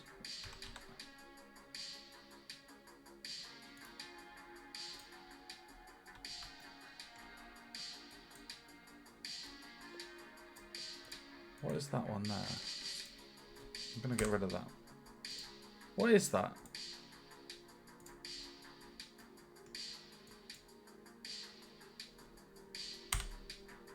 Why is that not deleting? Ugh! Oh, it's the Bezier. Ugh! I was like, what is that?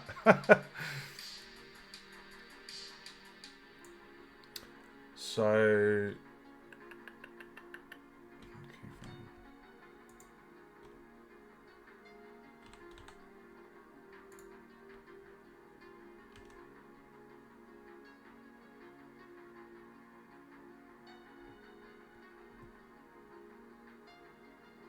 Oh, I'm not going to mess with that. I'm happy with it.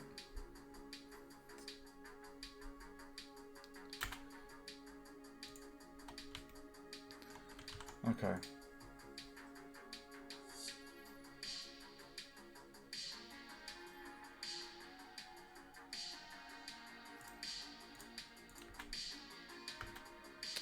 Right, so I'm going to set the end to 90.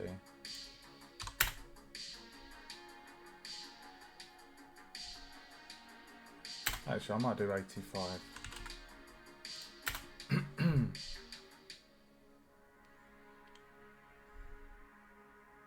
Okay.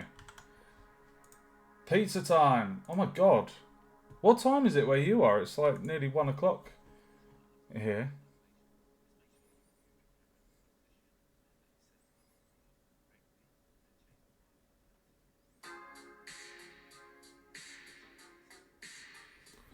Oh my god! Right, okay, we're doing the render bender, and then we're going to be, I think, onto the bones. 2 hours live stream at the moment. Oh, nice. So you must be like America way then.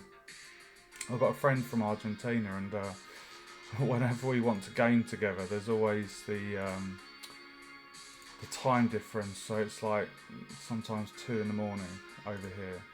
It's just mad. So we'll do 20. Oh no, hold on. 25% on there. We're going to be doing FFmpeg. Click on encoding MP4. Perceptually lossless, slowest. Okay, save and Control F12.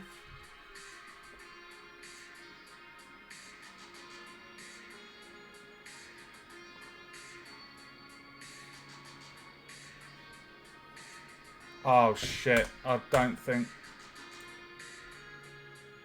Oh, I forgot to change that again. Dude. Okay. Save, let's try that again. Oh, so much faster with GPU. Bloody American. What's the temperature like over your way at the moment? It's been quite hot in the UK the past few days.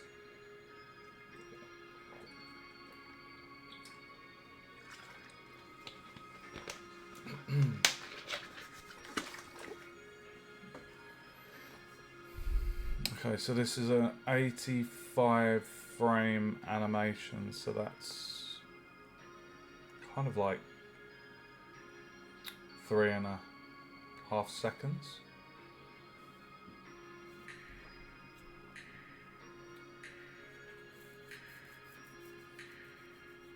So have you learnt anything watching this, Aisha? Like as in kind of animating? Oh, okay, that's quite hot. We had it like, it was 33 degrees the other day. It was a little bit unbearable. Right.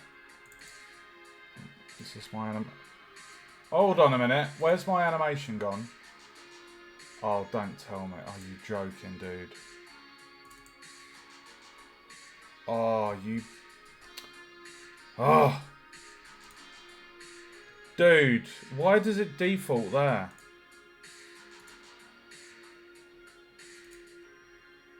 Oh, you bastard. Give me 1 sec, guys.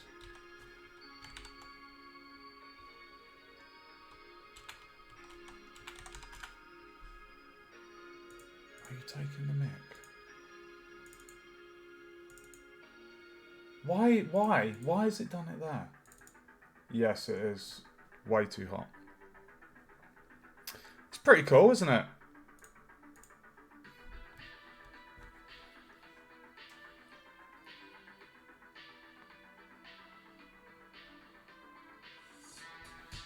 Simple animation.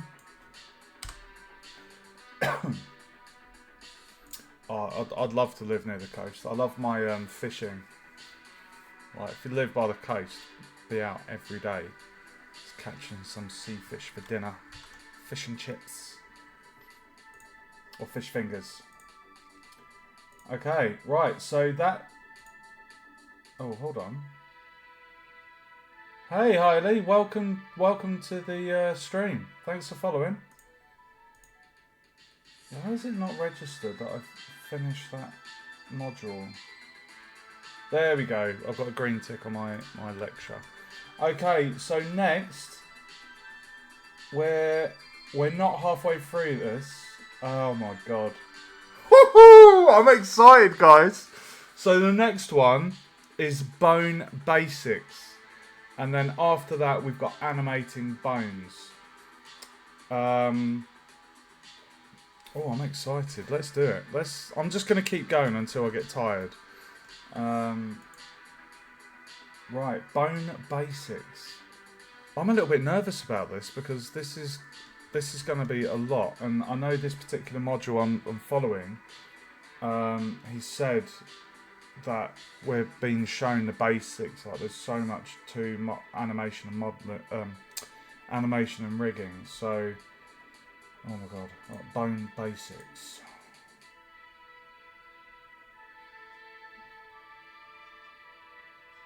my god.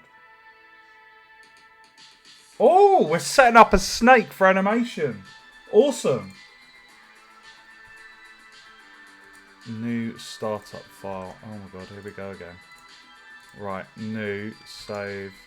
We'll call this 3.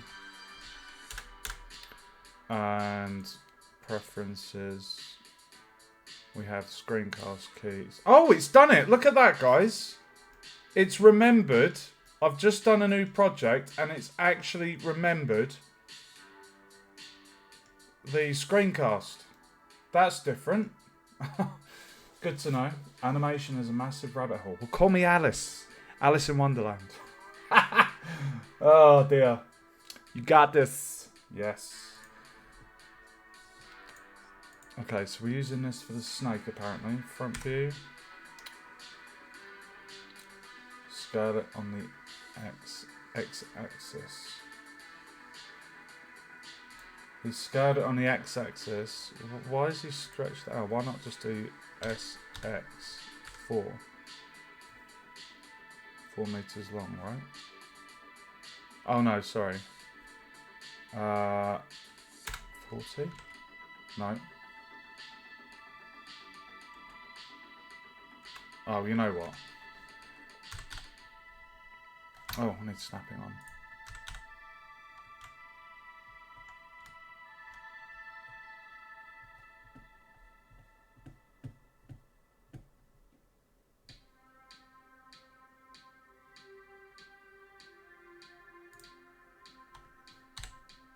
Oh, shift in. I'm not holding shift. Oh, it's doing that shift bollocks again. Look, I am not even pushing it. Oh my god, dude.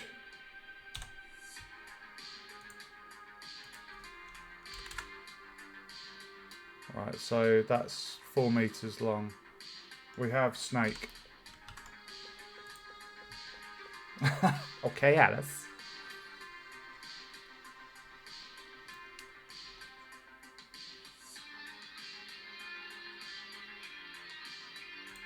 So he's saying if we tried adding bones to this, it wouldn't work because there's not enough topology.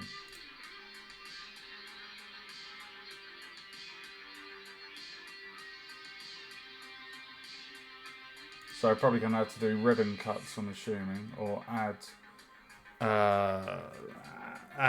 what did we do? Not decimate,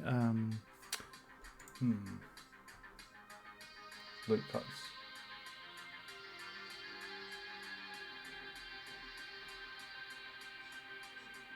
Okay, so he's done 10 loop cuts, so Control R.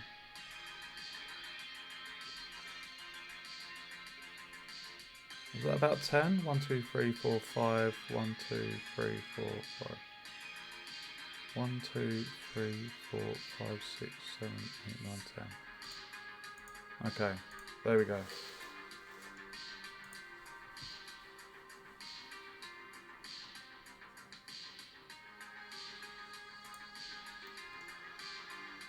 One, 2, 3, 4, 5, 6, 7, 8, 9. Oh, hold on. Let's do that again.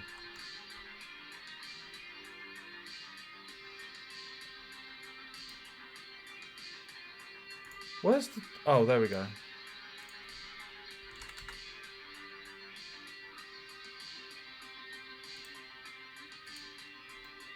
Okay, 10 loop cuts.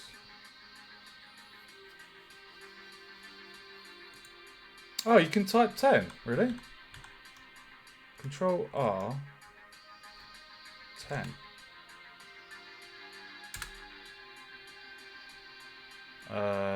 No, that didn't do anything. Control R for the ribbon cut.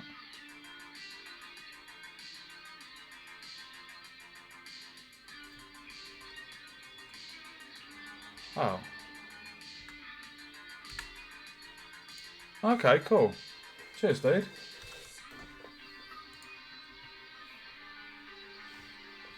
Wink, wink, nudge, nudge.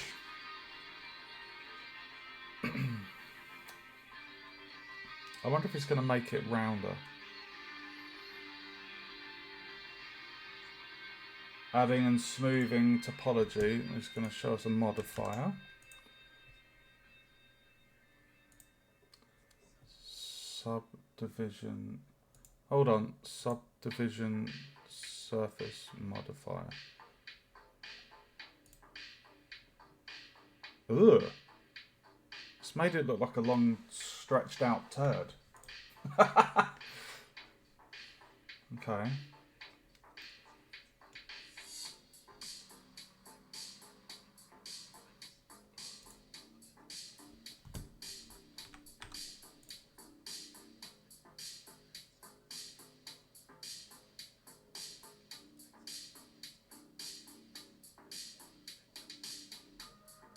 The more faces, the better distortion in the movement. I wonder what happens if you change that. Oh, wow.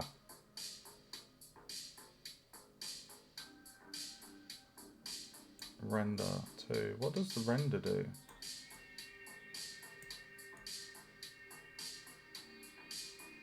Render.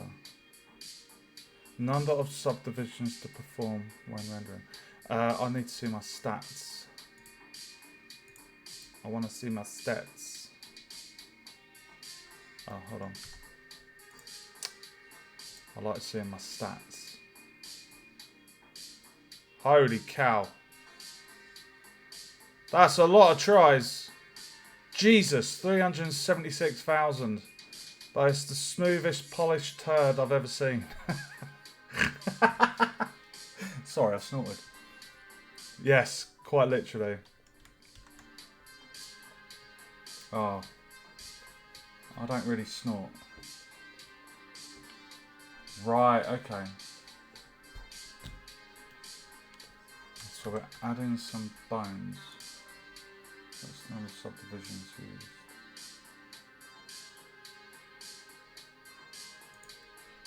Front view. Shift A to add. Add an armature object to the scene. Okay, so Shift A, armature. Okay, so that's at the top there. Is that? Hold on. Oh, okay, it's like ball bearing joints. Okay.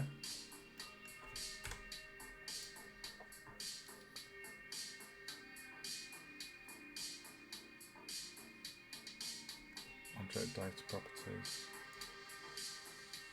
Viewport display. In front.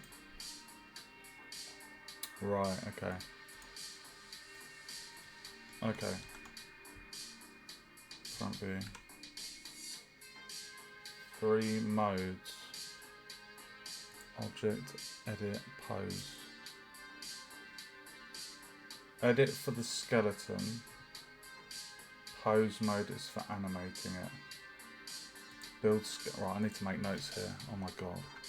So what is it I'm doing at the moment? Is this rigging? I'm just going to label it as skeleton. No, I'm going to label it as bones. So edit mode for making skeleton and pose mode for animation. Okay.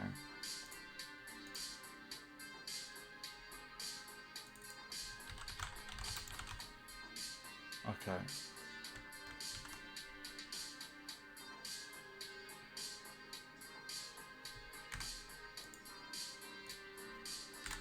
Oh my god, hold on, hold on.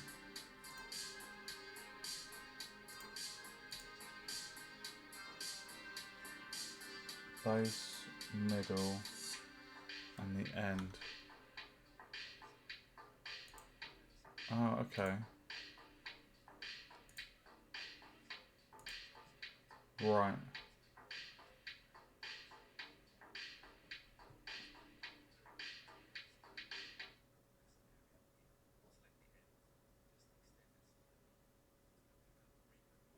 Free Blender units. Ah. You can extrude.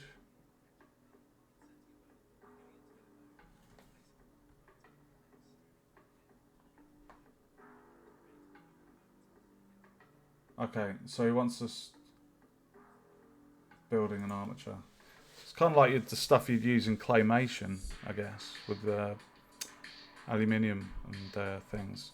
Right, so if I do R, oh hold on, R90, there we go, and then we need to move that on here. Whoa!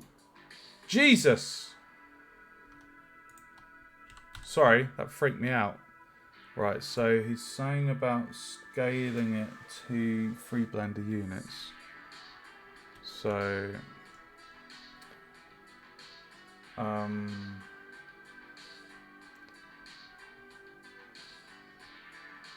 okay, so he's done his one about there.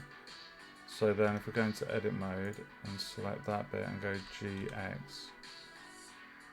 that's about 3 Blender units. And then we basically extrude from there on the X-axis. Same again, extrude.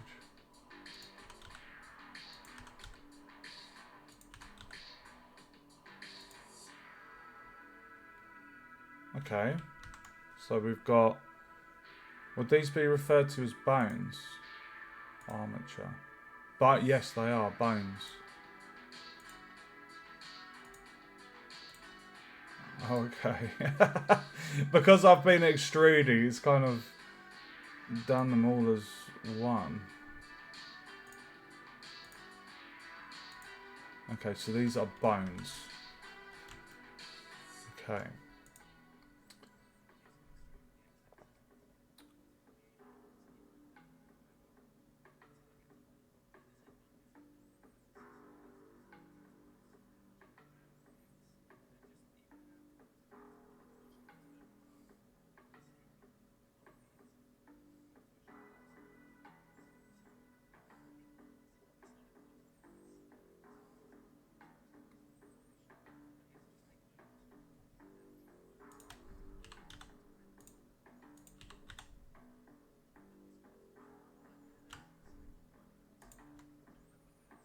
Select all my bones.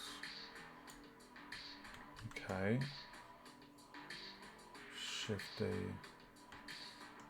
Shift D, GX.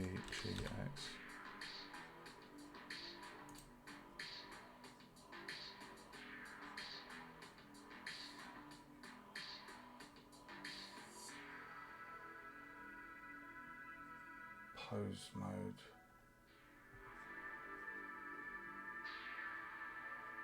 Right.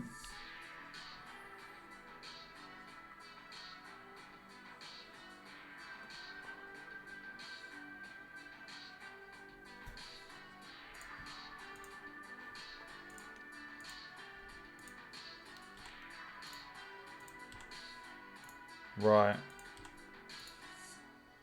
So we need to connect these two.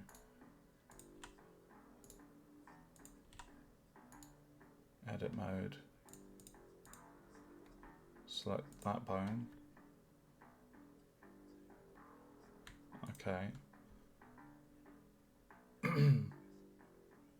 Control P.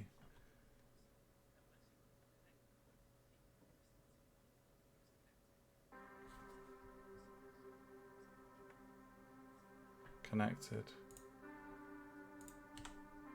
Ugh!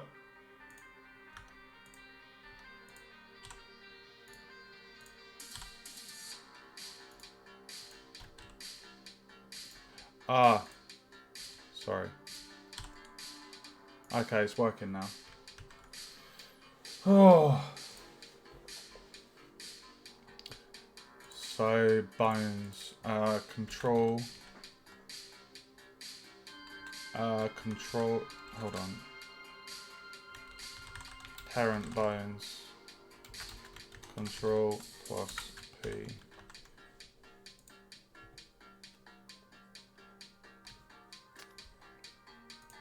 Okay.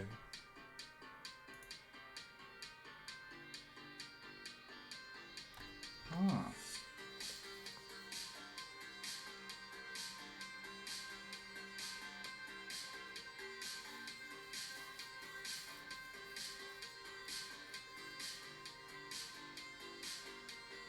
Hmm.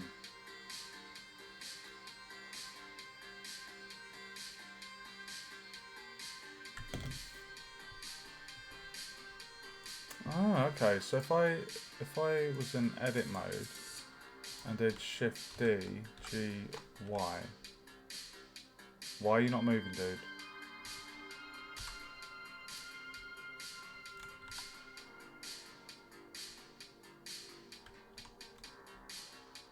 How have I got 11 bones? 1, 2, 3, 4, 5, 6, 7, 8, 9, 10, 11, 12. There's 12 bones.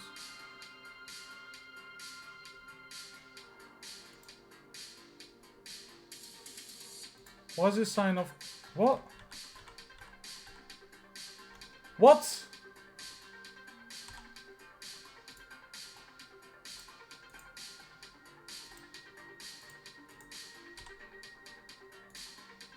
I'm confused. Why is it saying I've got 12? 1, 2, 3, 4, 5, 6. 1, 2, 3, 4, 5, 6. Okay. Right, so if I was in edit mode and did Shift D. Ah, I see. Okay.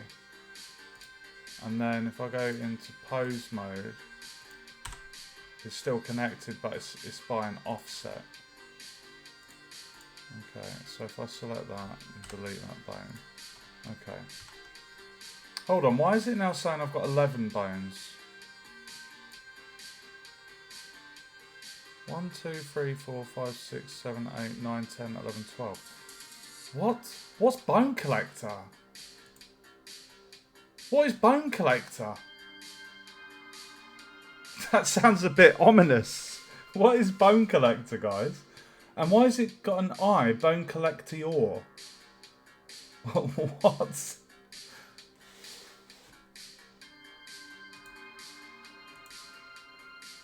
But the first one is named Bone. Oh, right, okay, sorry. So this is like the original, and then the 11 extra are the children. So 11 plus the parent makes 12, right? Oh, right. I thought it said Bone Collector. Oh, that's funny, dude. Oh, that's funny as hell. Jesus Christ.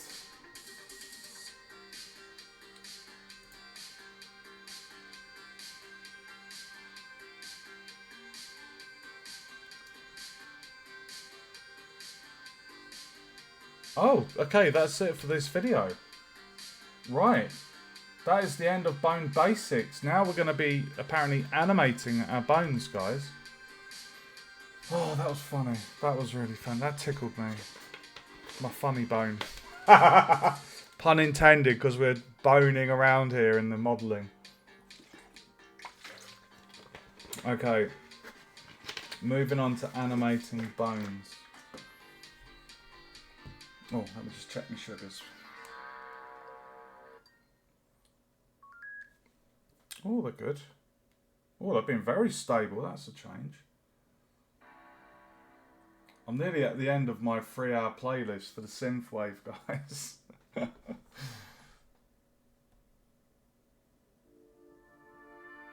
Okay. Okay. Is it like a dustbin for the disused bones then, or something? Like a garbage can almost, or a recycling bin. Okay, animating bones, next one. This is 12 minutes, it's quite a long one.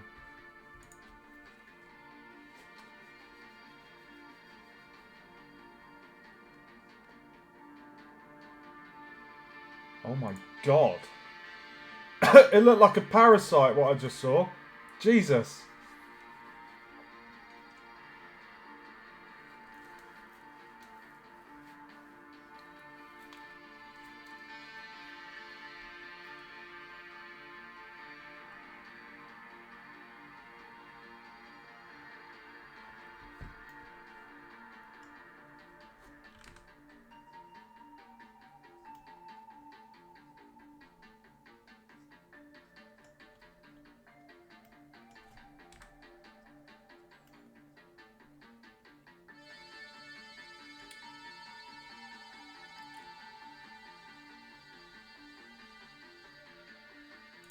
Rotation and scale, okay.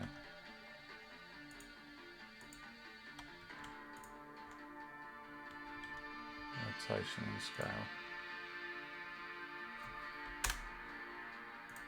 Okay.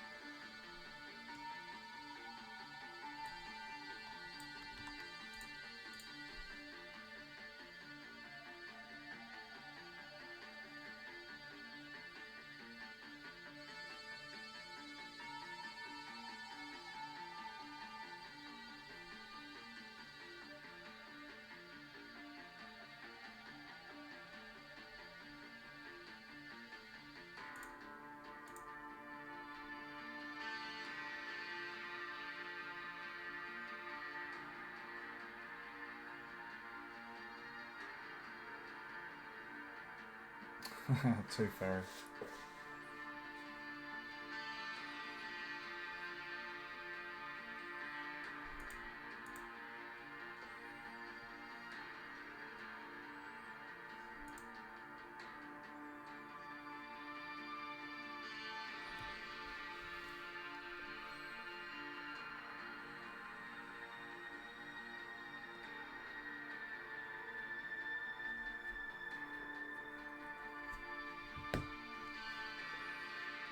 Why is my bones, when I've done Control A... Oh, there we go. I just did all transforms. There we go. Now they're both the same. Okay, cool.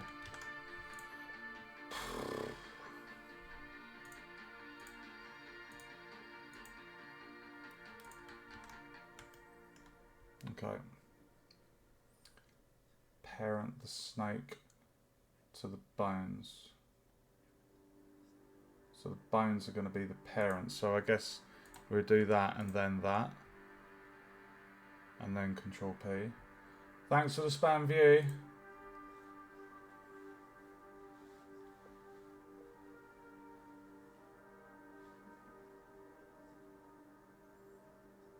Oh my god. Automatic weights. Control P, automatic. With automatic weights. Okay.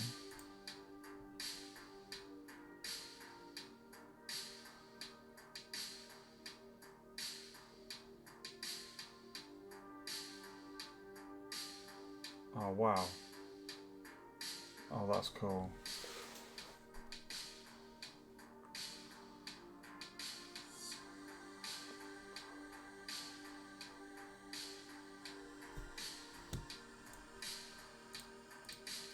Oh, okay.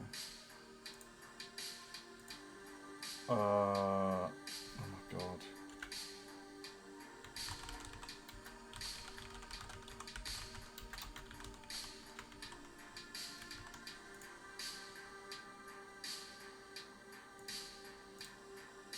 So if I go into edit mode, no, pose mode.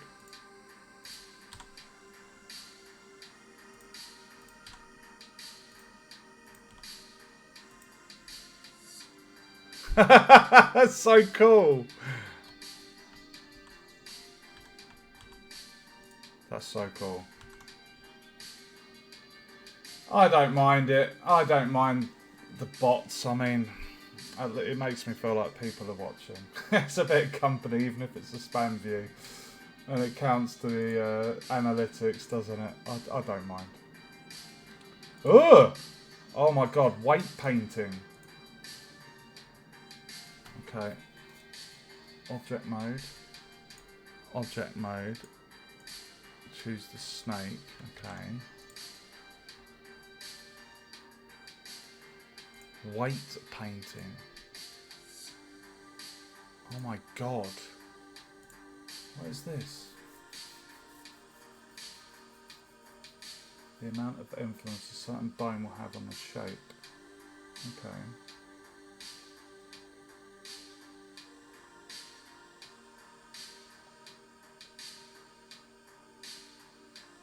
Right.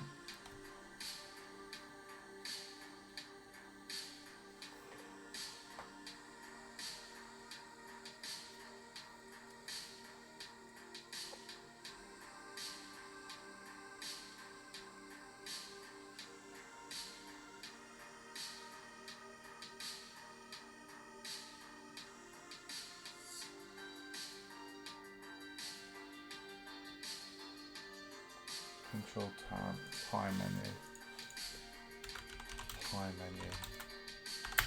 control and tab.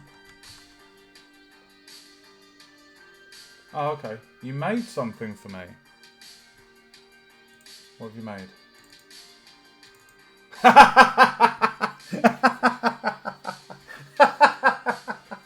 Oh, I love it. Oh, I love it. Oh, that's funny. Oh, that made me laugh. Oh, that's funny.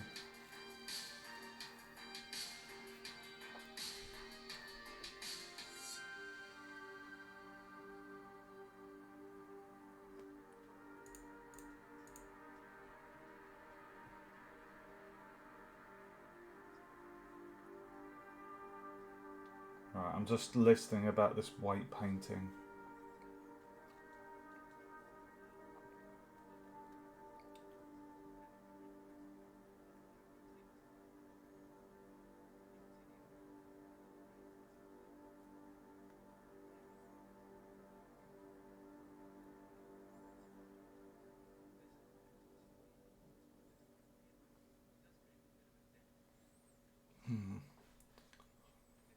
Pinching.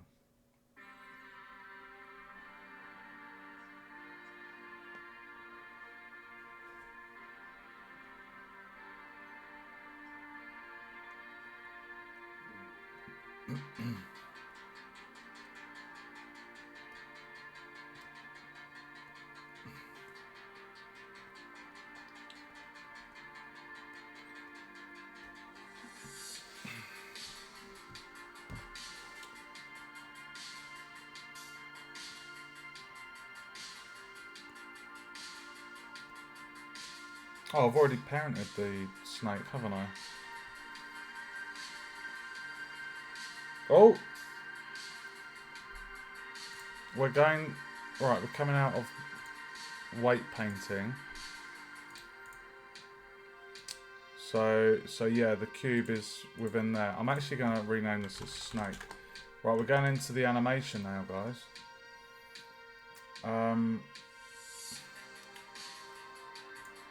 Animation tab.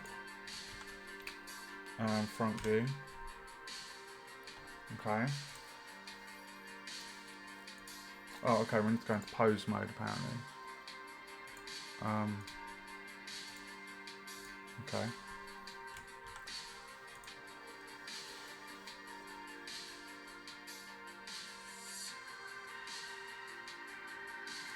Oh, okay, he's moving this one over here. Okay.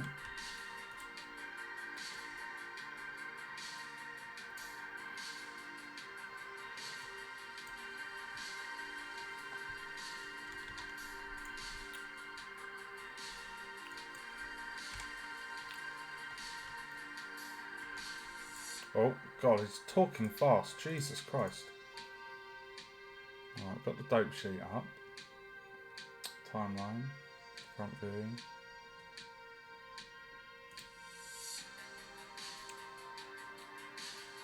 Okay, so we're making the snake go into an S position.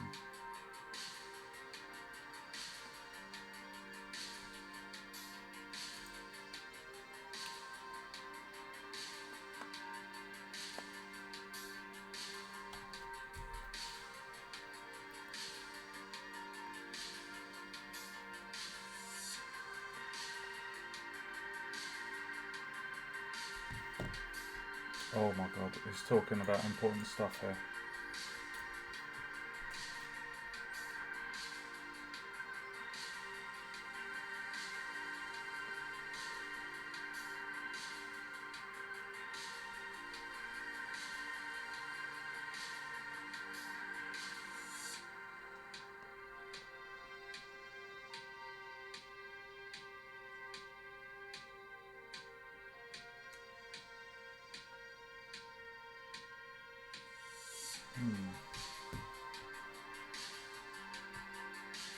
Select all the bones. Hold on. Pose mode. All bones. Location and rotation. Okay. Okay. So K. Location and rotation. I'm getting boned. Oh.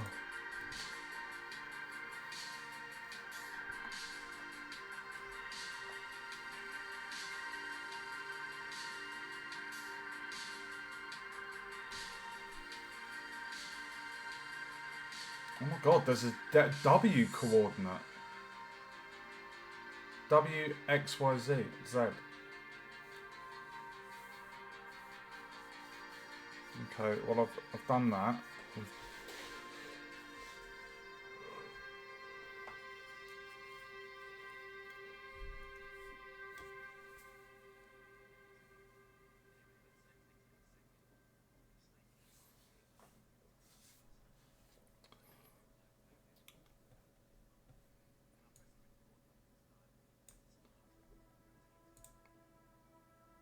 Oh my god.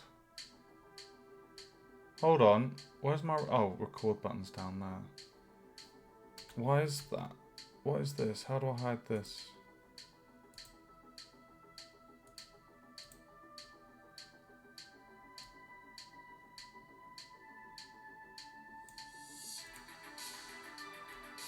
Oh, good. Okay. Right, so he's doing the record button.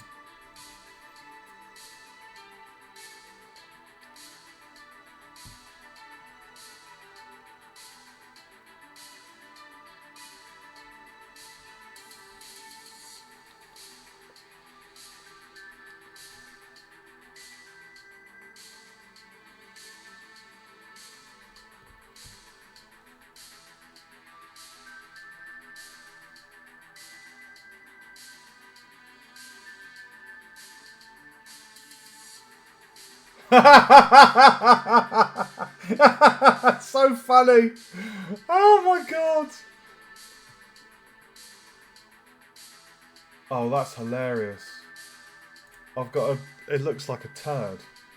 It looks like a string of sausages. That's what it looks like. It looks like butcher's sausages. Right, so I've got to... Let's just save. Right, so I've got to make this... Oh, I need to zoom out a bit. Christ. Right, so we're making this kind of go into a bit of an S shape. Okay, so all I'm doing here, guys, is just... I'm kind of copying what is done in the module.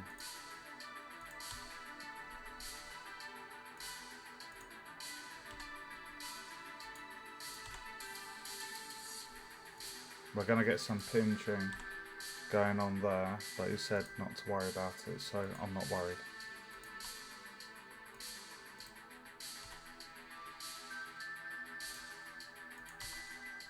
This is so cool. I'm learning animation, guys. How does that look?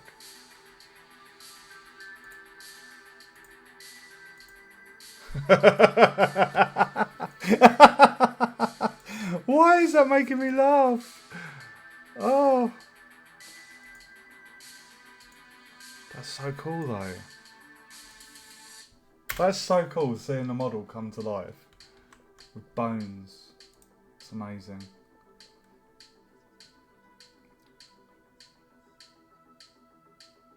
Strike outwards.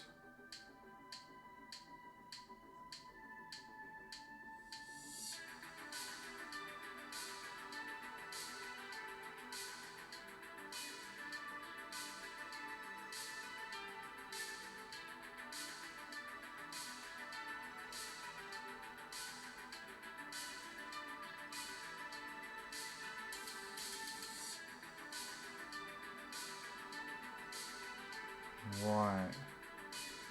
Okay, so what he wants me to do, my challenge, is to make it strike out as if it's hitting an enemy, and then to return back to its S pose.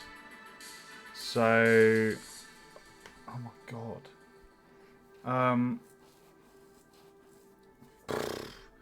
If we said the enemy was about here, maybe above the camera on this grey line, if we said that was our target, and then, so we know that we can copy these keyframes on key 25. So a snake strike is fairly quick. So let's just see. Okay, so you'd want it to kind of maybe be like, maybe 5 frames after. Okay. So I know that you'd probably want to move this one. Oh.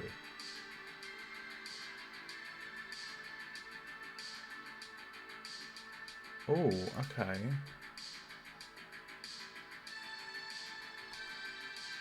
Would you probably do that one then?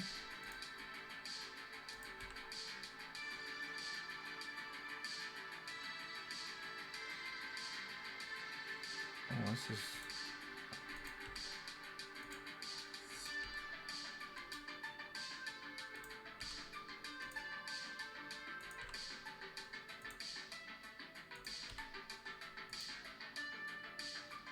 This is actually a bit tricky.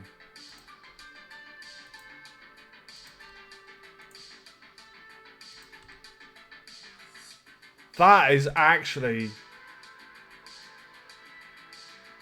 pretty above where I said. Okay, so now if I Shift D, G, X and move that to 1, 2, 3, 4, 5. No, hold on. 1, 2, 3, 4, 5. How does that look?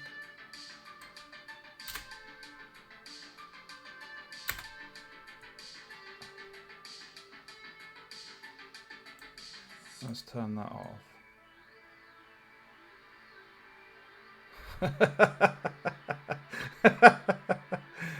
Oh, dude. Right, so that's where we want it to go to. Shift D, G, X. No!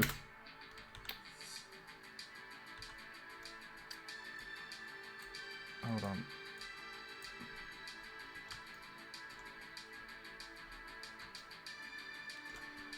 Right, Shift D, G, X, move that to 35.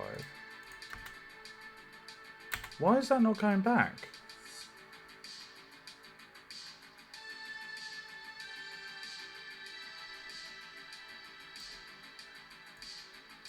Is it because I've selected...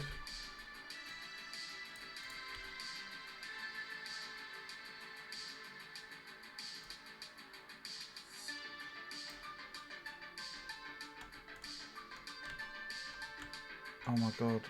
No, it's doing a shift thing again. How can I zoom out? Is there any... Oh my god.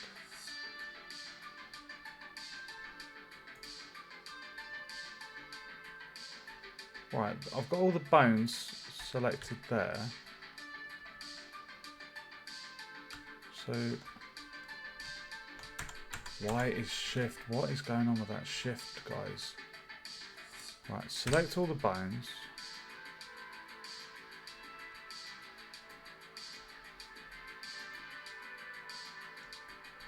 Shift. Why is this one not selected? Shift D, G, X. There we go. Oh, I love problem solving. Sometimes. Right, archers up, snipe. Oh, that's cool. So archers, bites. Boom, and returns. Awesome. Why is this one... Oh, it's because I didn't adjust that one. I remember. I only adjusted the... Okay. Attack one. Dude, can you imagine if we added like fangs and stuff to the model. Like, that would be so cool.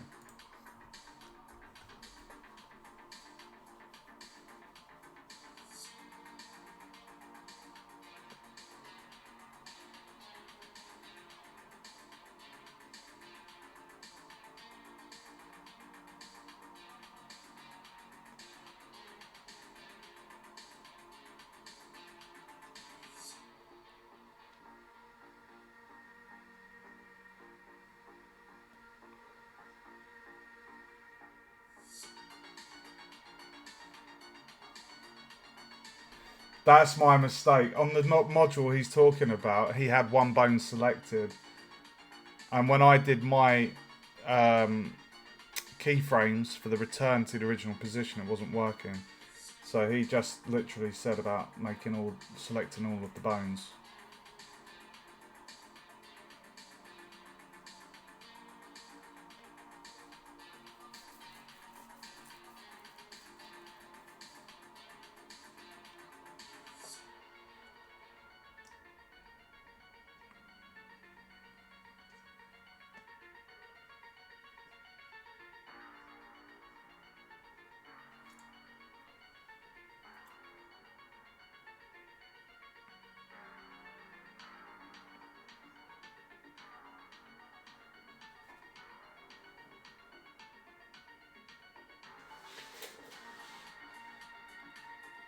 That's cool.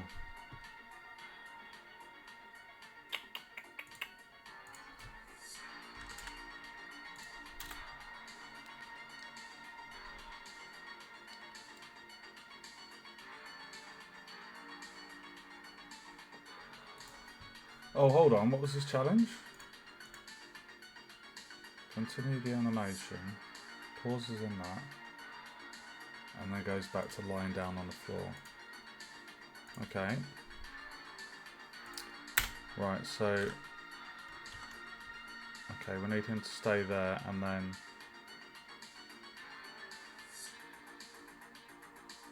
Okay, so I'm guessing maybe we could have it at 55.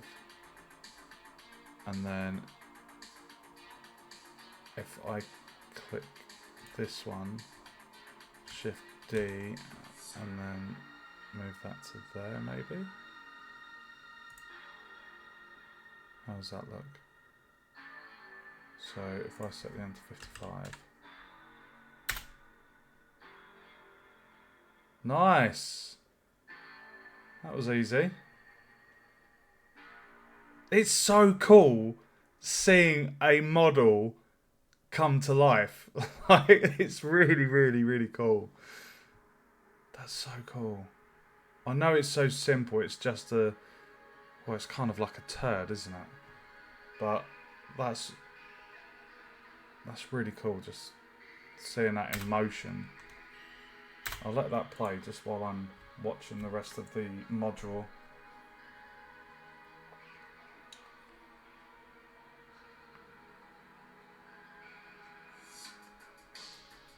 Attack turd.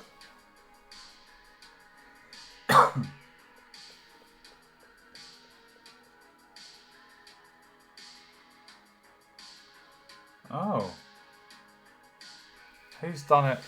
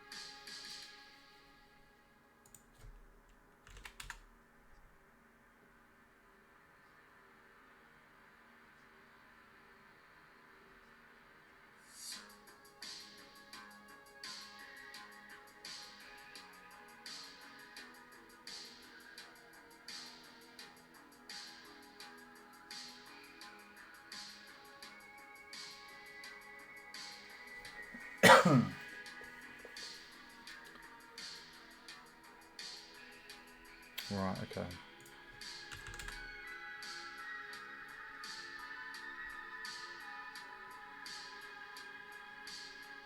Render out my scene.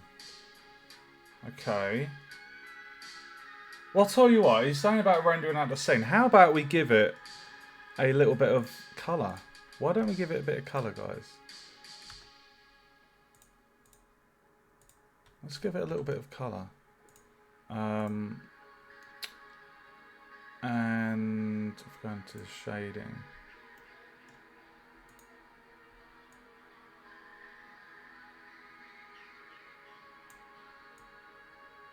Let's give it, I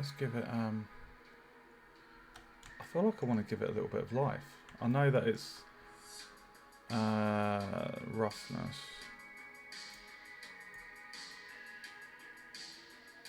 Let's make it a slightly metallic snake. And then, oh, it's doing that weird thing again. Can you see that? You guys are seeing that, right? What is going on?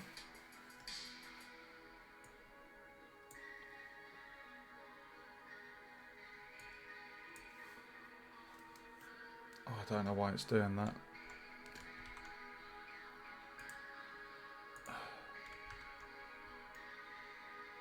Why is it doing that? Oh, this was how I got around it yesterday. Shader editor. No idea why it's doing that. You guys saw that, right? I'm not going mad. For some reason, when it's on the bottom, I'm glad I'm not the only one that saw that. Right, so I'm going to add in something here.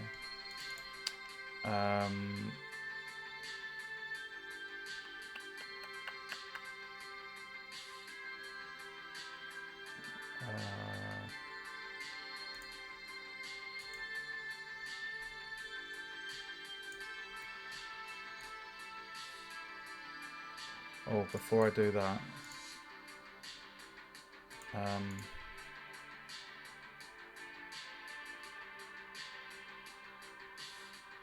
where is it? Color ramp.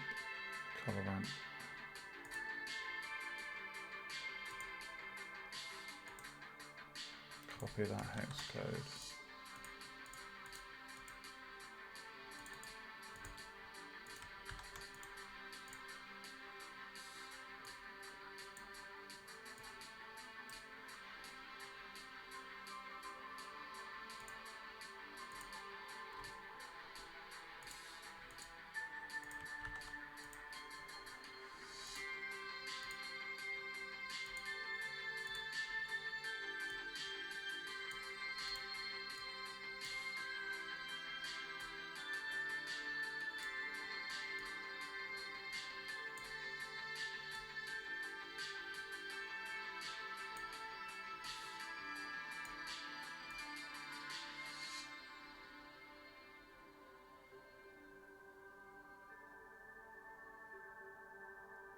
I'm just trying to get snaky. It looks like a fucking cucumber. It looks like a cucumber. Oh my god. What have I done?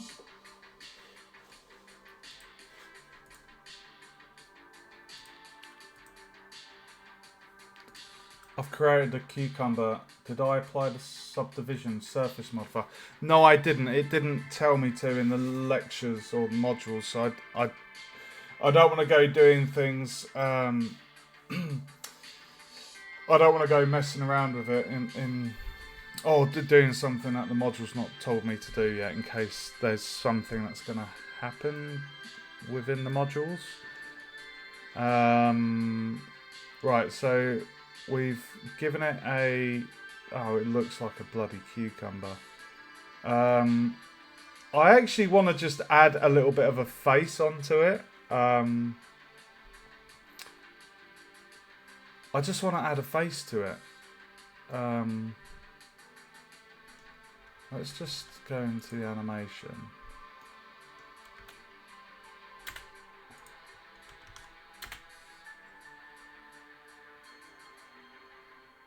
Why is that black? Is that because of the light?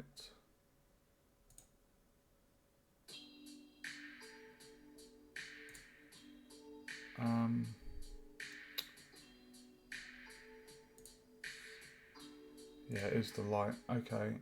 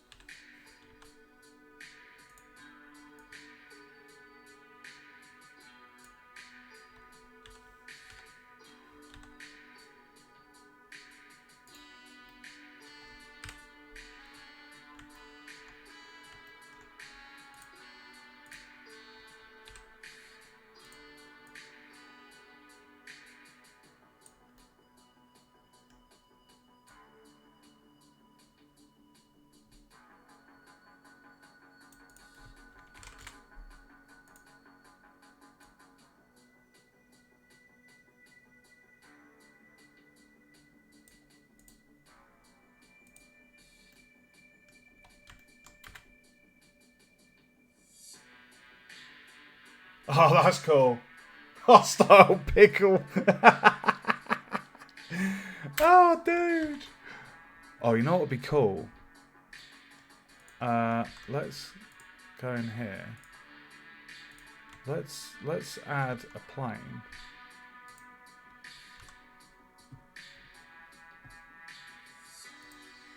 And then go into the shading.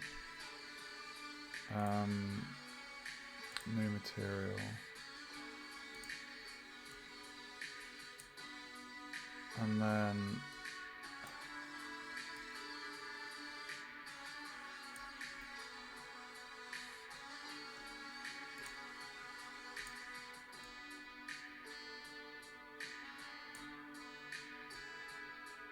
why is that not reflecting?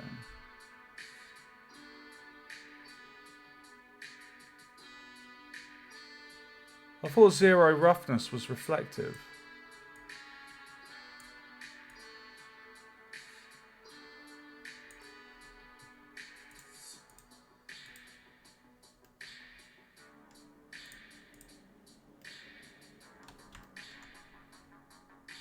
I thought the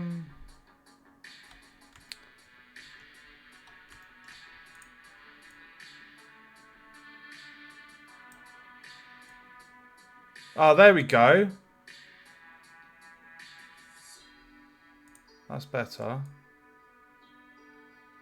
Oh, that looks a bit ominous with the red, you know. Dude.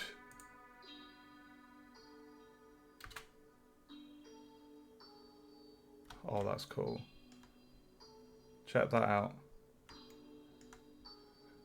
I just wanted to see the reflection.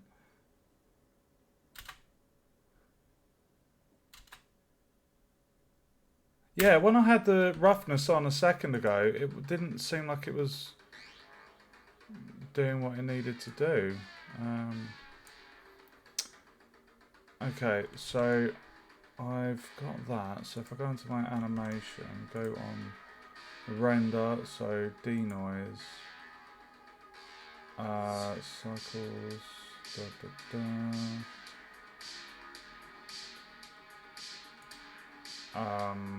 we'll go to 25%. I'll leave the FPS. FFmpeg. Encoding is going to be MPEG-4. The perceptually lossless lowest. Save and this again. Videos, accept, and save and render. Oh no! No, I need to adjust the camera. Lock. If I have that playing, I can adjust the camera while it's playing. Oh, we've got a full moon.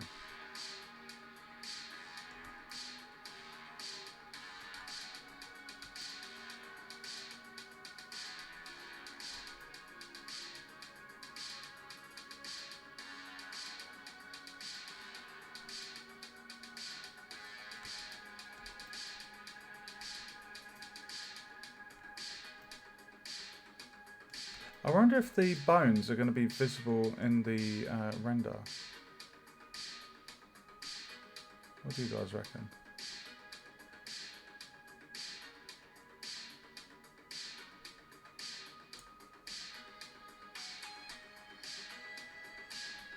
Okay, right, I'm happy with that. So save, let's try that again. Let's do render. Ultra rough. What, sorry, what do you mean?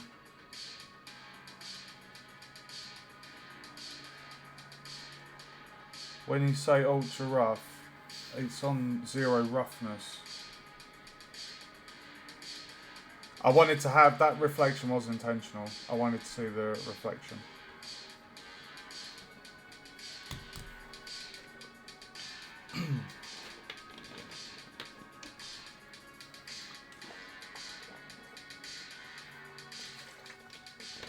Oh, it's done.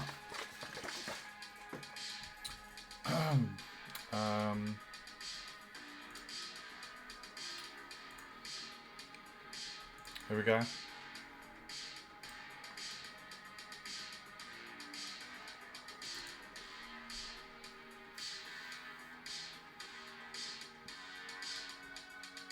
Oh, could you imagine if I had a face on that with like... Such a weird... Oh my god! If I had fangs on there and a face, like, that would be quite ominous. That's so cool though.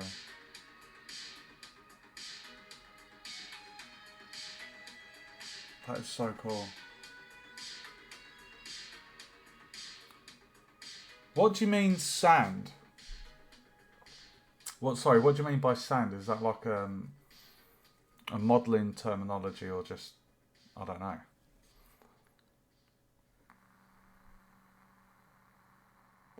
Bro, the level just started and we're already getting a run. I gotta take these guys out and build this. Oh, I hate these adverts. I don't even think... I hate the bloody adverts. Oh, that's the end of the playlist. Oh, we've got a new one now. Space Wave. Okay. Right, guys, that was the end of animating the bones. Right. Oh, I've been going 3 hours. I'm getting a little bit tired. It is like 2 in the morning. I mean, we've animated a... Oh, right, okay. I like it though. I purposely set the plane like that because I like... Well, it's cool seeing the reflection of the model. Let me just check. I don't think the bones were visible in that, were they? No, they weren't. Okay, perfect. Do I do the next one? Basically, the next 2 videos on this module I'm following are... The next one's subdivision surface modelling. And then after that, the next one is the modifier stack. If I just read out the remaining topics for this, I've got subdivision surface modelling, the modifier stack, Blobman, rig ready meshes, building the armature, IK and parenting, weight painting, animating the walk cycle, animated textures, and then literally a 30-second wrap-up video. I'm wondering, should I do another section and then call the live stream there? Because I think the previous... What did I model? The airplane. I think that was 2 whole live streams. So if I was to do the subdivision surface modelling now, and then I can finish off the whole project tomorrow, I can do another live stream tomorrow. I don't know if you're like from America as well, Awin, or like time zones, but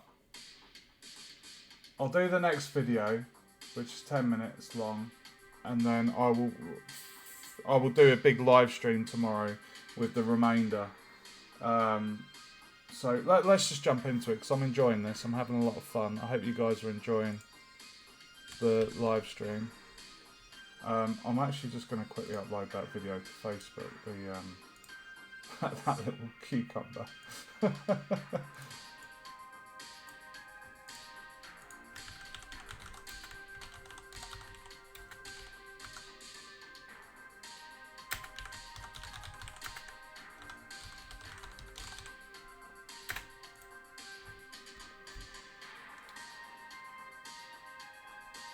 Sorry, I've just waited on Facebook.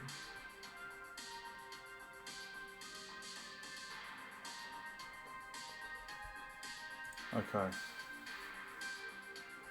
Yes, definitely. Well, I'm always making notes. I really do need to put this into like Word and make it look easy to read. But yeah, I've got a big list of hotkeys. Okay, subdivision surface modeling. Okay. Is he going to do a new project again? Oh, we're going to be making a television. Pure ref. What's pure ref?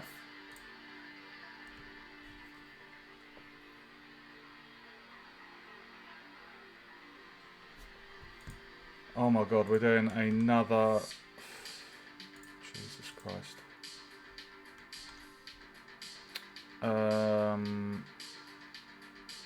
There we go. Let's name this as 4. Okay. Dude, I'm so excited. Like, I love it. I'm 38 and, you know, changed my career. You know, went through a divorce and stuff. So, the whole university with computer game design is to get a career, something I'd enjoy and love. And I live and breathe games. And, I've made 5 games. I think 3 in Unreal, 2 in Unity. And I'm teaching myself modelling.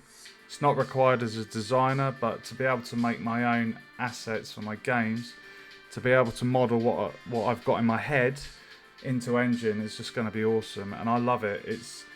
I find like as you get older, you enjoy learning more because when you're younger, you go through school, you don't really enjoy it. It's boring, and then as you get older, you learn what you want to learn, and it's enjoyable, and it's great,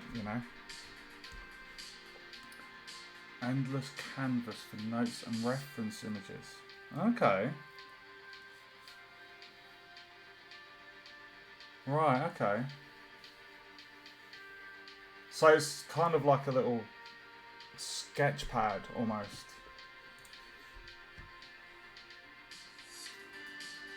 Right, so apparently we're going to be modelling the head for our 3D character that this module works towards.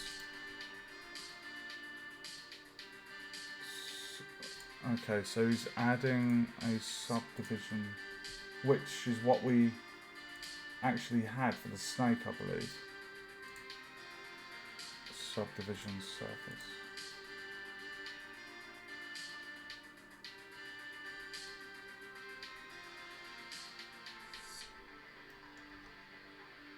Okay. Oh, let's see I want to see my stats.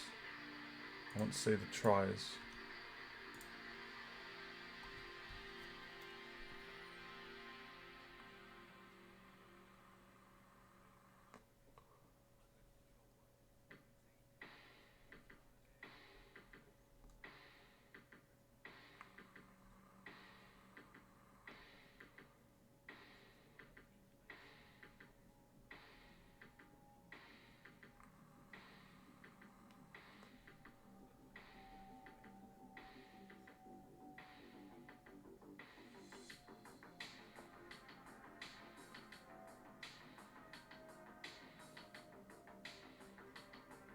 Right, okay.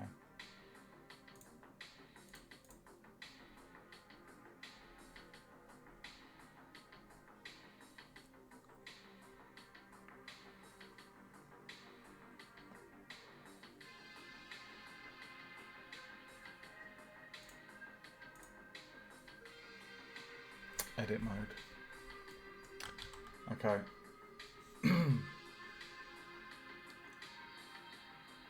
Ooh. Oh, he's done a loop cut down the middle and it's turned into like a square.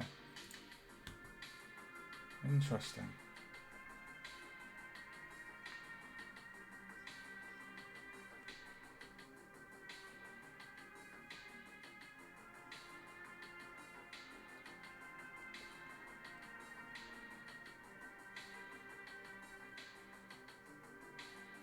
Right.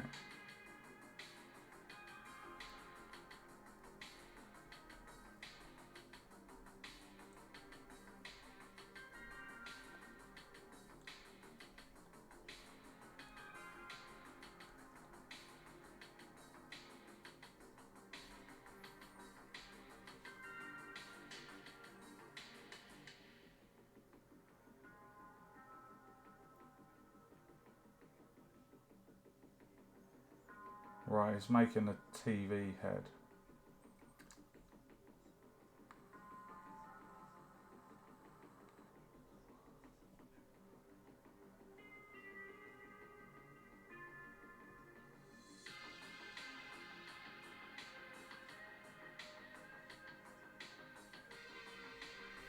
Oh my god, he's doing a mirror modifier. Okay.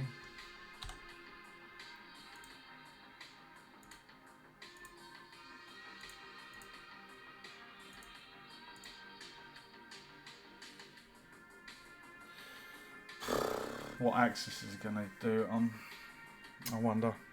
Probably x-axis. Positive orientation. Okay. Also mirror. Okay. Clipping. Yep.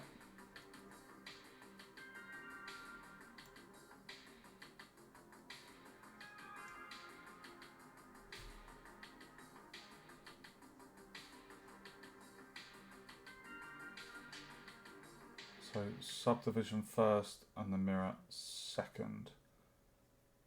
So that's referred to as a stack and it's important.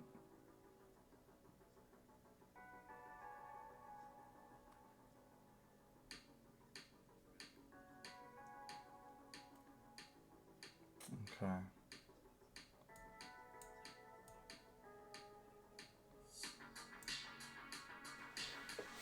Okay. Right, we're momentarily going to jump into making the TV.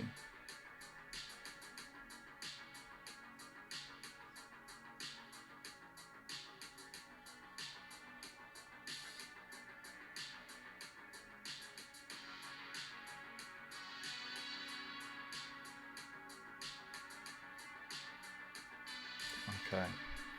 So I need to do a loop cut. Hold on.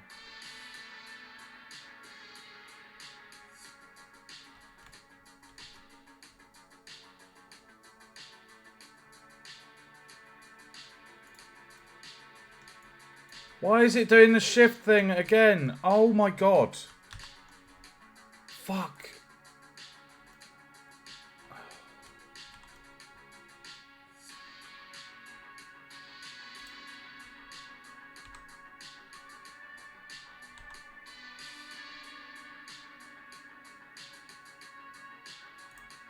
That shift bug.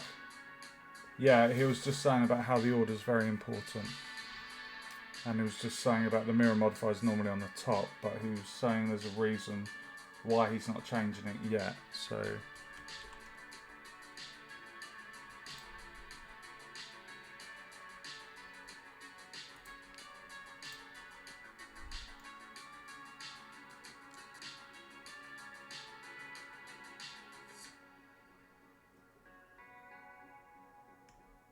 okay.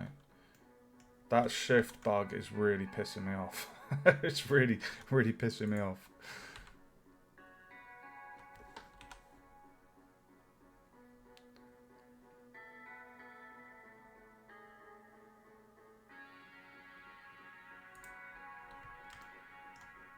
Okay, that's kind of looking like a TV, isn't it?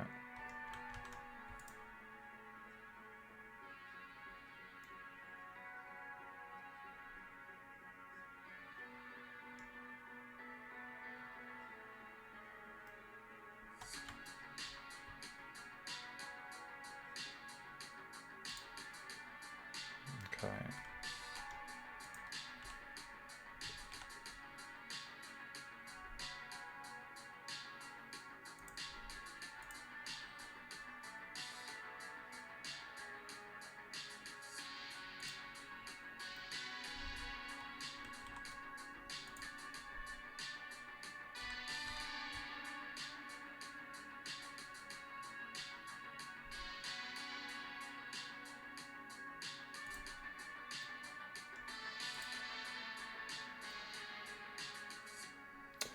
So I assume if we took these faces and just did that. Ugh!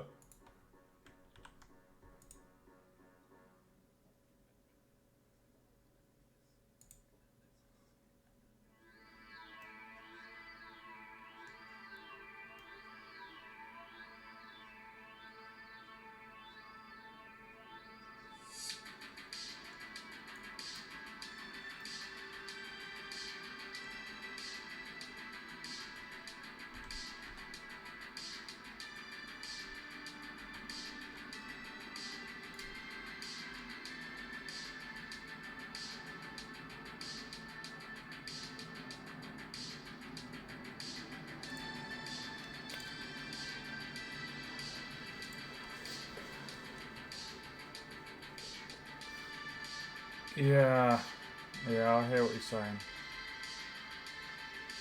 I mean, it was 4 or 5 days when I uh, did the recent few streams. When I went on Steam, there was like a news announcement on Blender in my library, and it said 4.5.0, and it was like 4 or 5 days released. So hopefully they do fix this shift.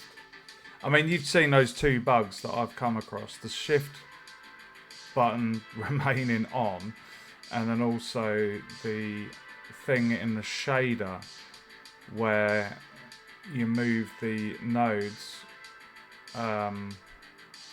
or you know, the rectangular blocks, the kind of like, it's just, yeah, I don't know, they're very strange.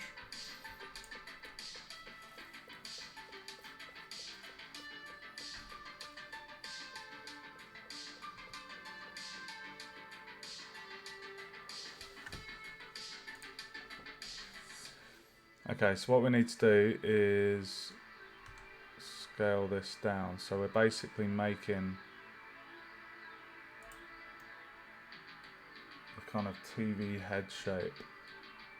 So what I'm going to do, I'm going to select those edges. GY, move those there.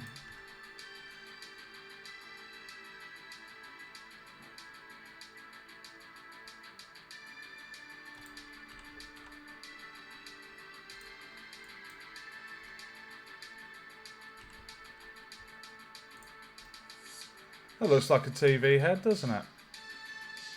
What do you think? Yeah, I think that I'm happy with that.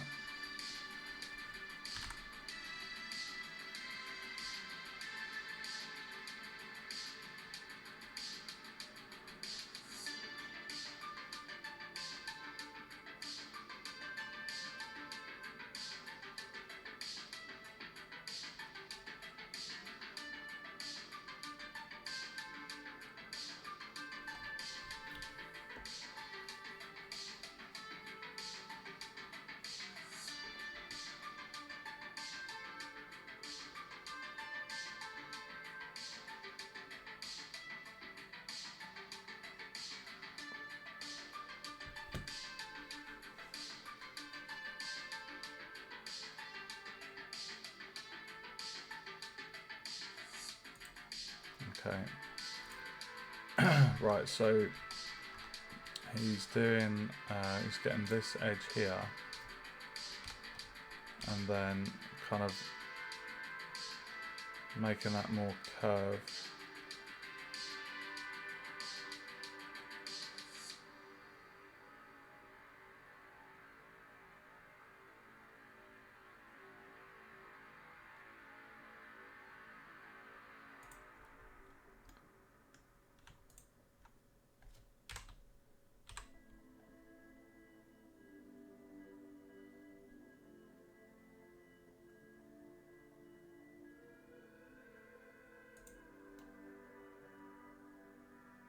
Yeah, it's looking good. Like, this is the TV head that we're doing at the moment. Welcome to the stream.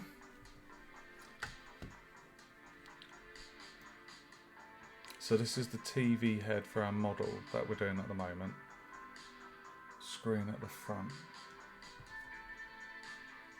3. E to extrude on the y-axis.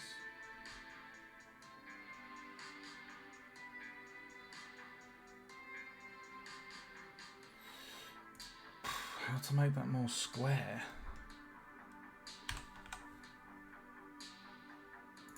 Oh, hold on.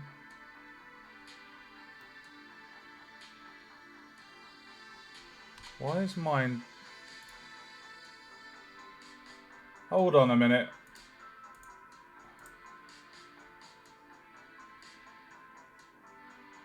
Selected the front face. Oh, E on the Y. Okay. No, hold on. Why am I getting 2 holes in his one? He's doing a big... What? Right, he's just done that on his... I'm wondering if it's... Hold on.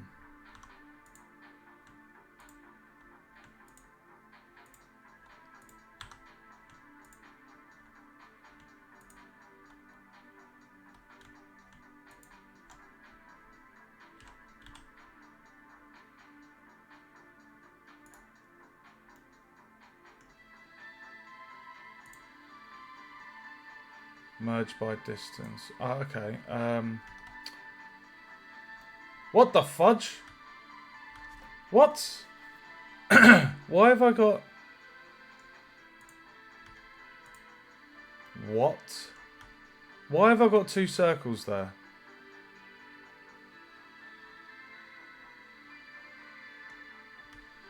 Why are they not showing hit? What? Okay, alright. M. Oh, wait, hold on. A, M.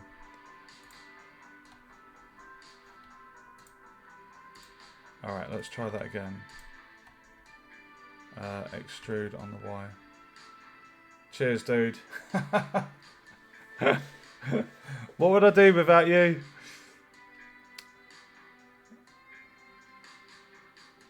Right, I feel like I need to move this line down.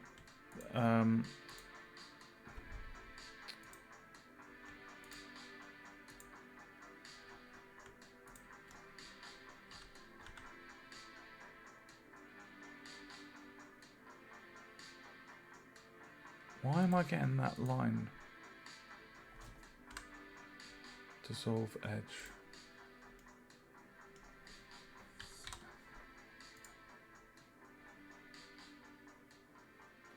Right, okay. Yeah, I have used the double geometry. Sorry, the merge by distance on previous projects. Right, so extrude on the Y.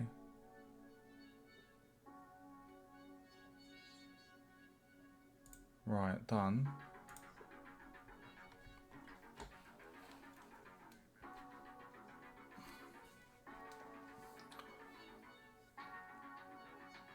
How to make that square? Okay, so to make that square, I would add a loop cut, a supporting loop cut here and here, and then that should straighten out those edges, I think.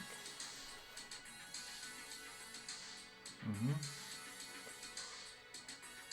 That's exactly what it's just done.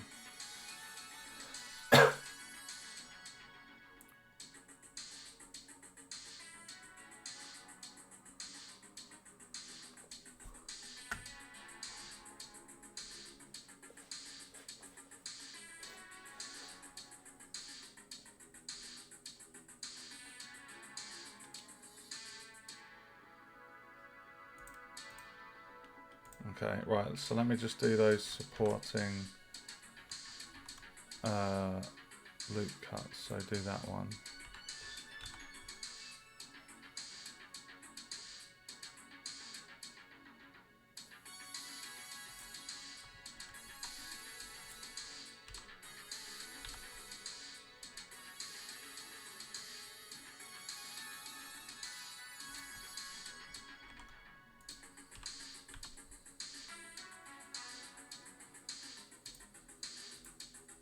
Okay, he was just saying about the curves on the edge, how to make that. Wonder how many tries this is. One, if we apply, because obviously, you know, you can see the faces here, as in the black outlines. But when we apply the modifier, our try count is going to jump up massively, isn't it? Because you can see all the tiny individual faces. Like there's loads. Like that try count's going to jump up massively, isn't it? Do you think? Like there's loads. There's tons.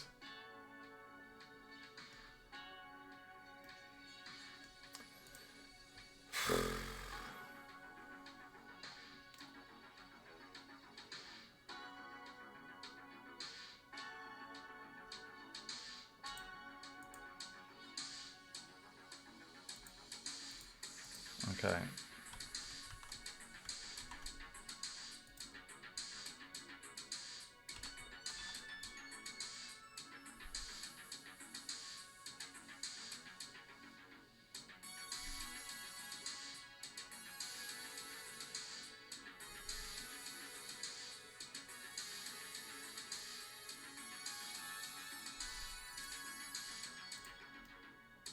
Okay, look at that. We've got our TV head.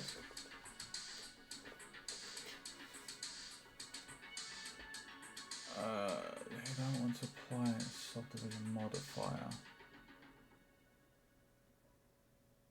Right, okay.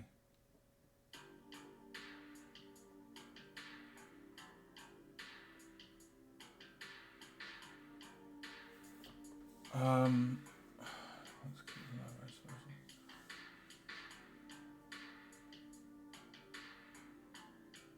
So, are you saying that you wouldn't use subdivision modifier if you're creating models for a game engine? Is that what you're saying? So you'd just be doing a different form of modeling.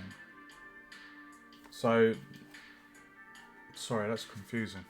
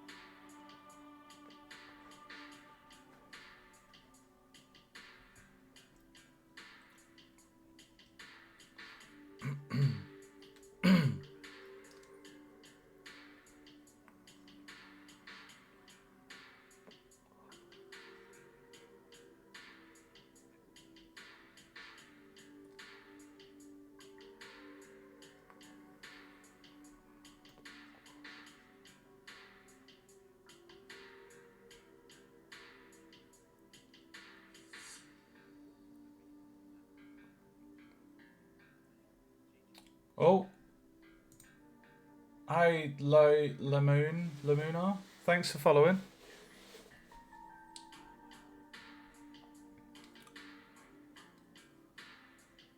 Right, so he's adjusting his loop cuts.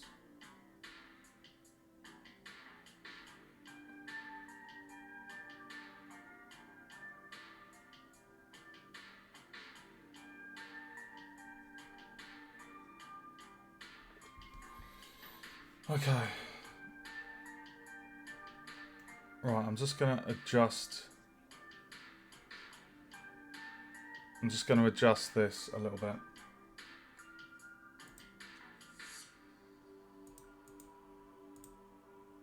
Right.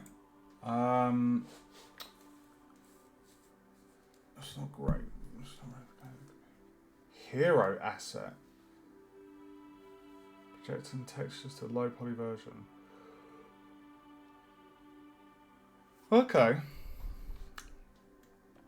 Right, so I need to turn on this, select this loop cut, and then if I do GZ, and then I want to have this go up a little bit, so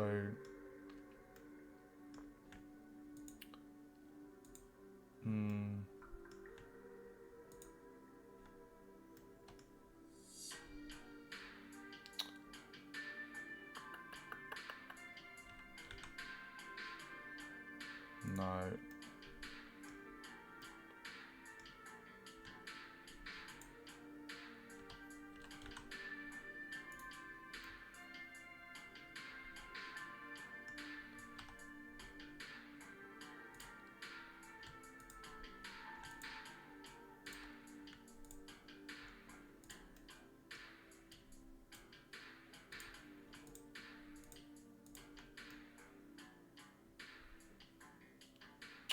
Surely you'd want to do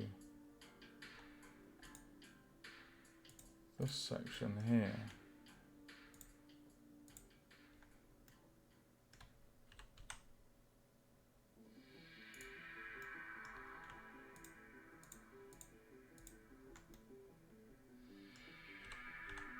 There we go.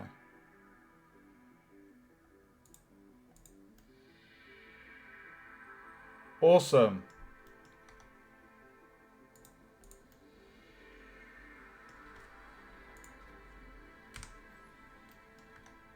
Right, guys, we have our kind of TV head ready for the next few videos. So I am literally at the halfway point of this project, and that's a 3.5 hour live stream. That's alright, Zosha, don't worry.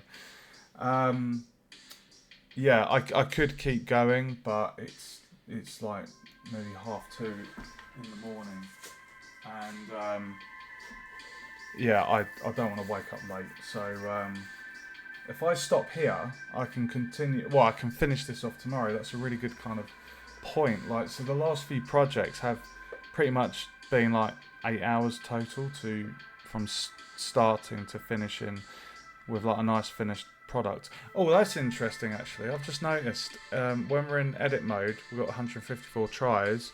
When I come out to object mode, you can see it's 19,712. So quite high detail. So if I call it there, guys, and I will continue this live stream tomorrow. I know a few of you are like different time zones, so I'll try and start the live stream around lunchtime GMT.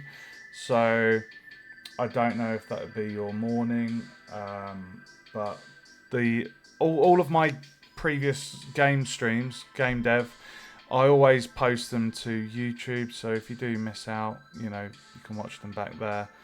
But I will continue this tomorrow, and yeah, there's quite a lot there. So I'll just read out what's remaining. I've got the modifier stack, Blobman, rig ready meshes, building the armature, IK and parenting, weight painting, animating the walk cycle, and animated textures. Hey Tron! Welcome, dude. I haven't seen you in ages, dude. Welcome. I'm literally just wrapping up the stream, dude. Blender is going amazing. If you check out my YouTube, you can see the stuff that I've been doing. I just finished a Spitfire model yesterday, actually, and I've put up a 4-second 4K video of it. It's it's like a urban scene with a flyby of the Spitfire. But yeah, so I am closing the stream though. I'm so sorry that you've tuned in, and I'm actually going to bed. But I will be back tomorrow. I will try and do it just after lunchtime, UK GMT time zone, London. So if you're enjoying this and you want to see the rest of the rigging and animation for this character, it's basically going to be a TV, a walking kind of model with a TV head with an animated screen texture or something. So we will wrap this up tomorrow and finish this one off. And then the next project is apparently sculpting a cartoon head. Now that sounds a lot of fun. So yeah, be sure to tune back in. So thank you so much for joining me today, guys. It's been great having you with me. Thanks so much for the input, the chat, and just being helpful with hotkeys and any issues that I've had. Anyone new that's watching, feel free to follow on Twitch. Don't forget to check out my YouTube, guys. I've got all the previous game streams there for Unity, Unreal, and Blender. You can also check out some of the games I've made. I've got my itch panel below.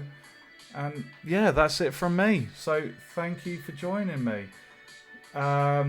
Stay safe, guys. Thanks for watching. And as always, I will see you in the next live stream.